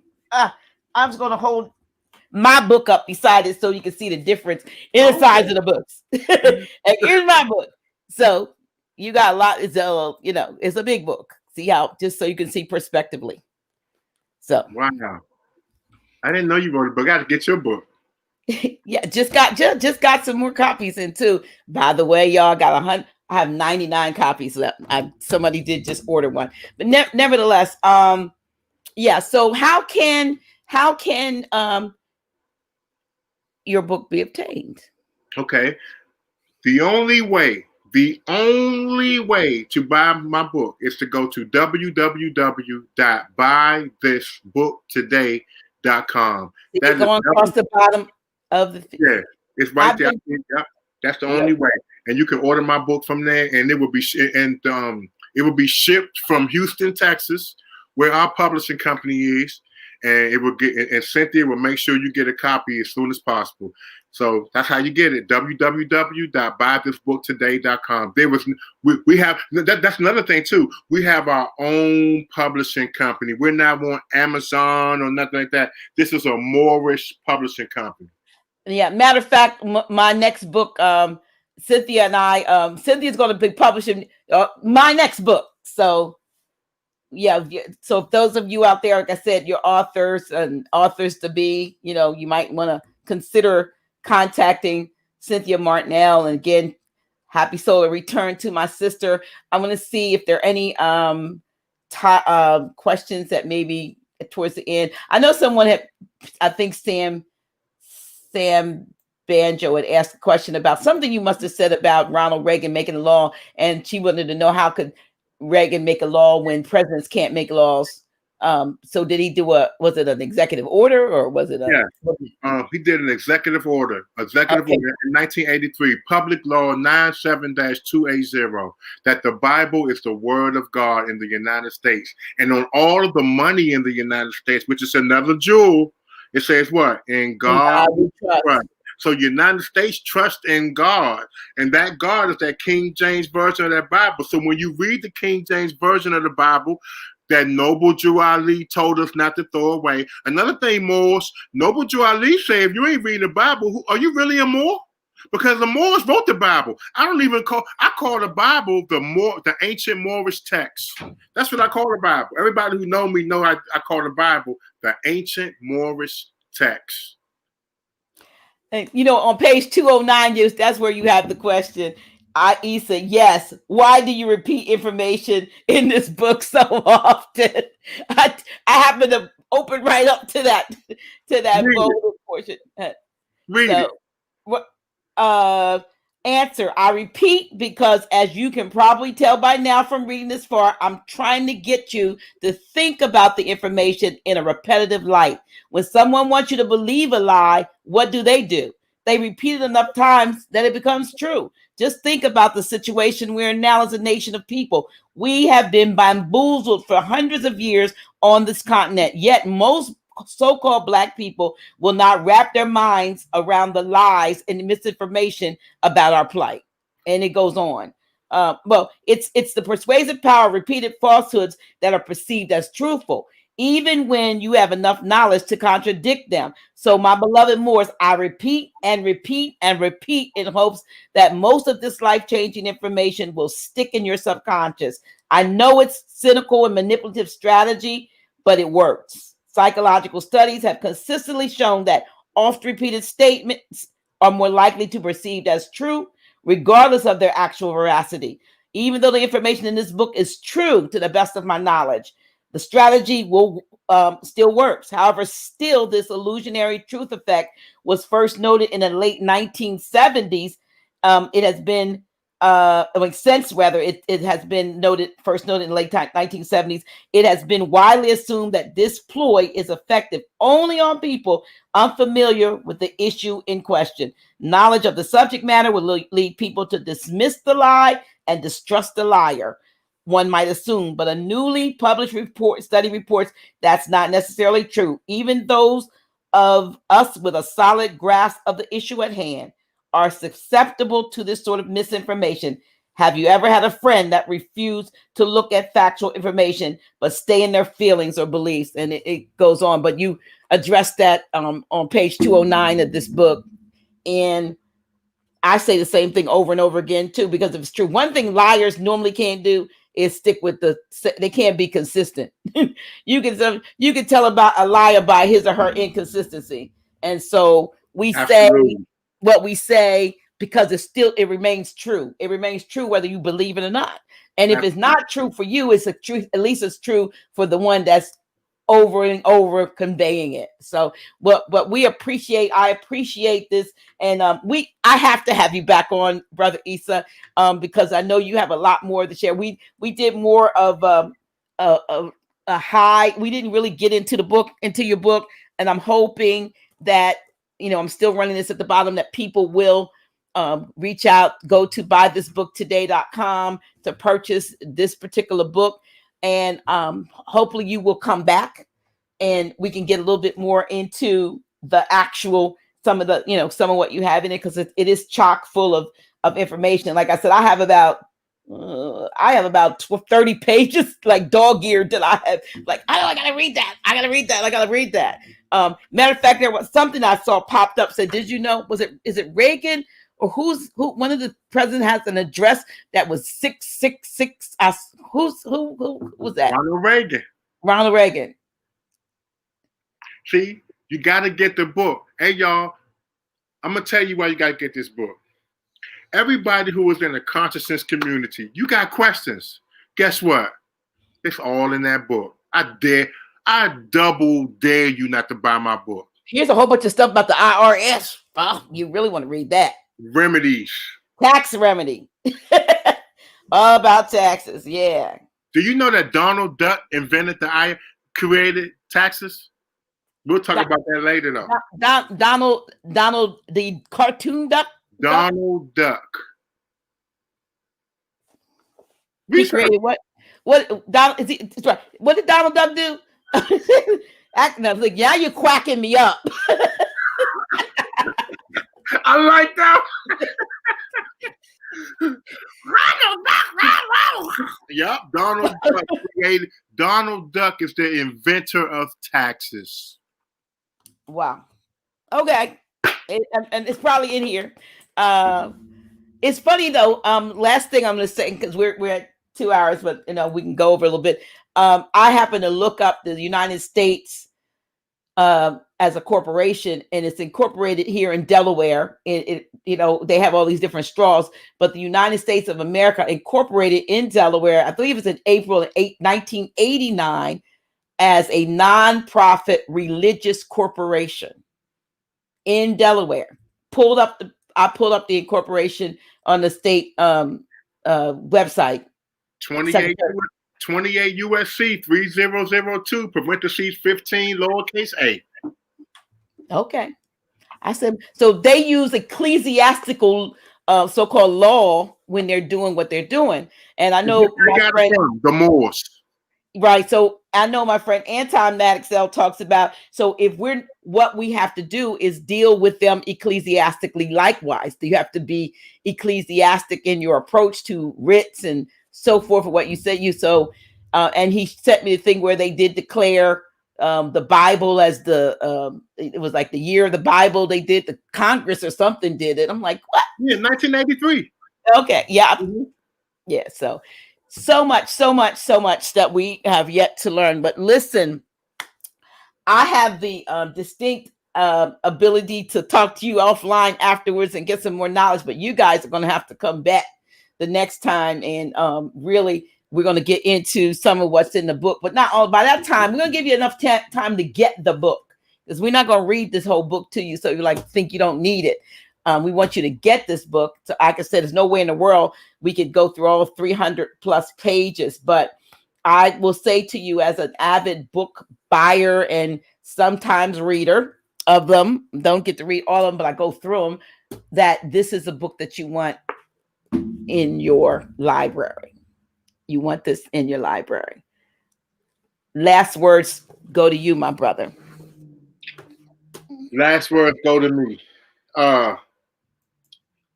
Let me get my book. I'm trying to find it.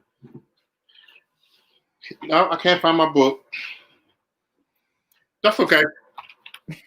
What I want to tell everybody is stop lying to yourself. Study to show thyself approved.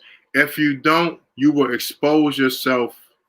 And also know that when you study is painstaking mental work. So if you're not doing that, then that means you're not really studying. Show means that you have to show what you know. You can't say stuff like, I don't have to prove anything to anybody. That's an abomination. Yes, you do. Everybody in the world has to show and prove. Why? because that's what the ancestors told us to do. And then that last part of that verse, show yourself approved unto the all, unto God, unto Allah, unto the Most High, unto the Creator.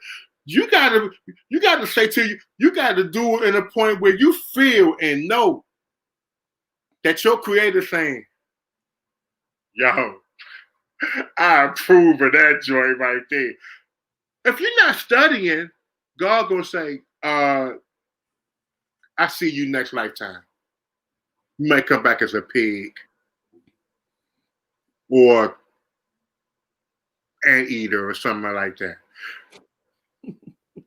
Study to show thyself approved. And also be careful what you do moving forward in the Aquarius age. Why, Issa? It's the age of exposure. Time will promote you or expose you. You choose which one you want. And I wish you perfect health all the days in your life. Coronavirus etymology means head disease.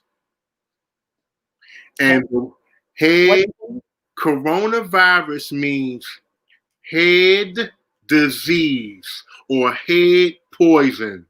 They poisoned your head with something. And the CDC website will tell you, if you read it, we don't have no idea what coronavirus is. So they poisoned your head because corona means crown, which is the vertex of the top summit of your head with Channel 9 News, Channel 7, Channel 5, Math, everything you want. And it's poisoned you. And that's the virus. The virus of believing something that has not even been proven. Think about that one. That's true. It's so true. So true. The mind is powerful. If you believe it, you will conceive it, even if it's a virus that was manufactured. The manufacturing comes from the manufacturing of in 5, 4, 3, 2, 1. I am going to read on this paper, on this prompter, everything that they have told me to say to you. Because you love watching us, that means you listen to everything we say. So we will be your gods, and we will tell you what you should do and when you shouldn't do it, and this and that, and blah, blah, blah, blah, blah, blah. Okay, commercial. Everything is a program, y'all. The show is a sitcom is 22 minutes for a reason. Got 22 minutes to get this program out to you. Remember, your mind's like a parachute. It only works when it's open. If you believe everything that everybody say, shame on you. The scripture says, and the ancient ancestors say, everybody need to write this down. Produce your proof if you be truthful. Where's your proof? Hold on, talk to me. Got it. Where's your proof? You said you were telling the truth? Mike, you said you telling the truth, right? Show me your proof. I'm your man. You ain't got no reason to lie to me. So where's your proof? I'll wait. And until you show me your proof, be like a rash and break out. Thank you so much. Thank you so much. Dr. Nyla. Yes. I remember you from High Frequency I never met you, but I remember you was on the show. I did this to a couple of your shows, and it's a pleasure, me and you, and it was an honor to be on your show, and I would love to come back on anytime you want me to. Absolutely, absolutely, and we will do that. Thank you so much.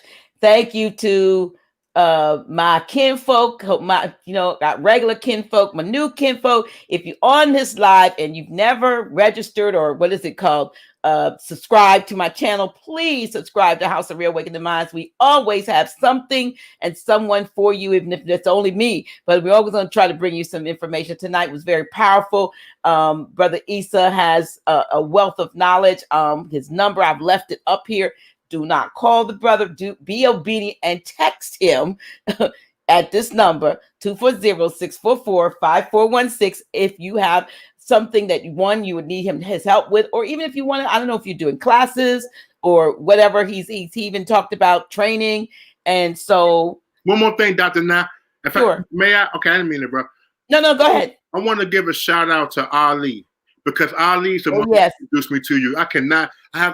Ali, I know your tooth, how it feel. And Ali, man, you've been through a lot, bro. And now, man, you stuck like Chuck. And I just want to let you know, I'm always never going to forget you, bro. If it wasn't for you, I would not have been able to meet the lovely Dr. Nyla. And now I got a new friend. So shout out to my brother Ali for introducing and making the Yes.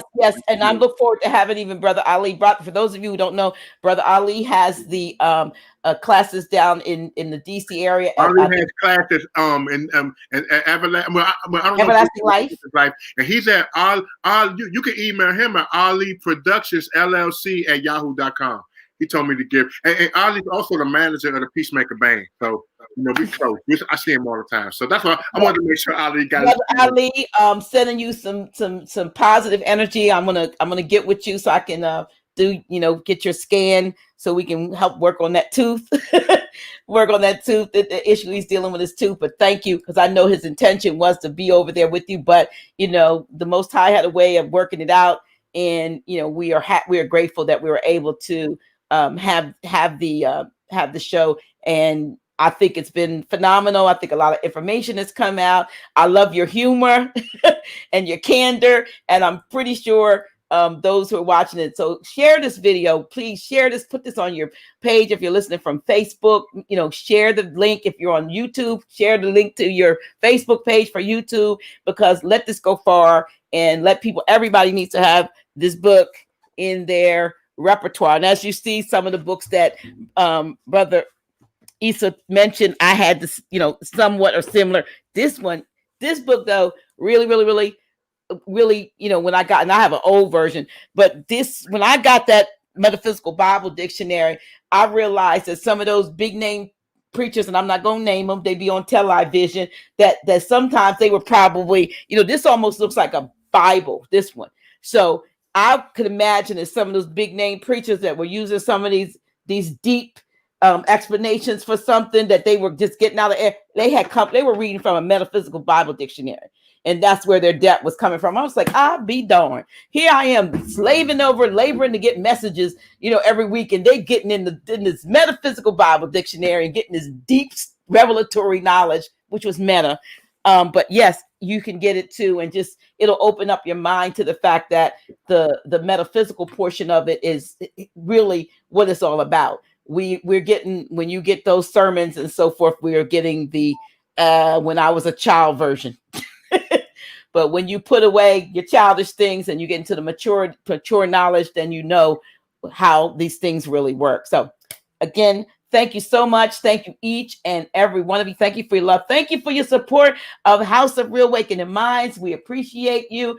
We're trying to keep it going twice a week with wonderful presentations. I'm excited about what's coming forth for the rest of the month. Don't know, might be somebody out there who's going to be one of my next guests, because I'm always looking for people to come on and spread their knowledge. But tonight has been your night, Brother Issa, and I thank you and I appreciate you. Till next time. Thank you so much for being here. Honest. Thank you. Thank you so much.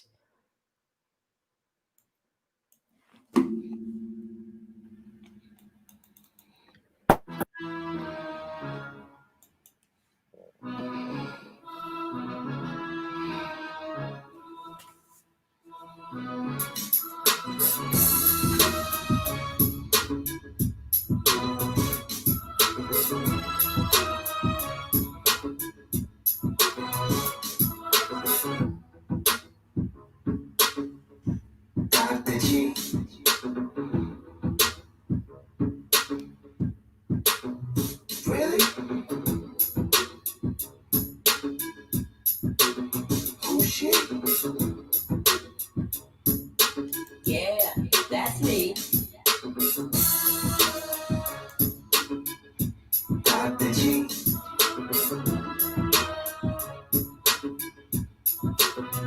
Really?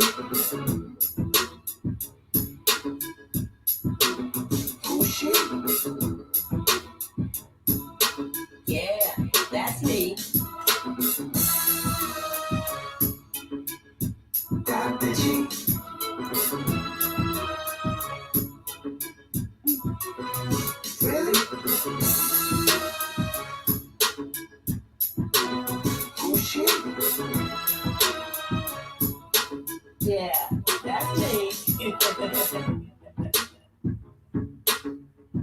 Dr. G.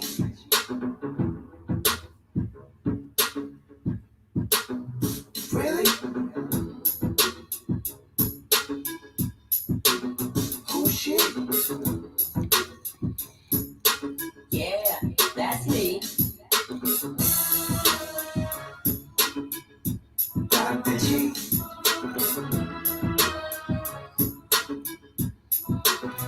Really? Who's she?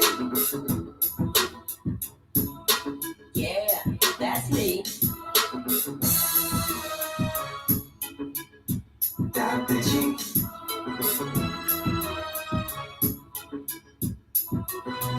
Really? Who's she? Yeah, that's me.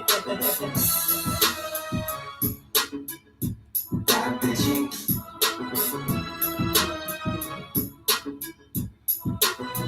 Really? Who's she? Yeah, that's me.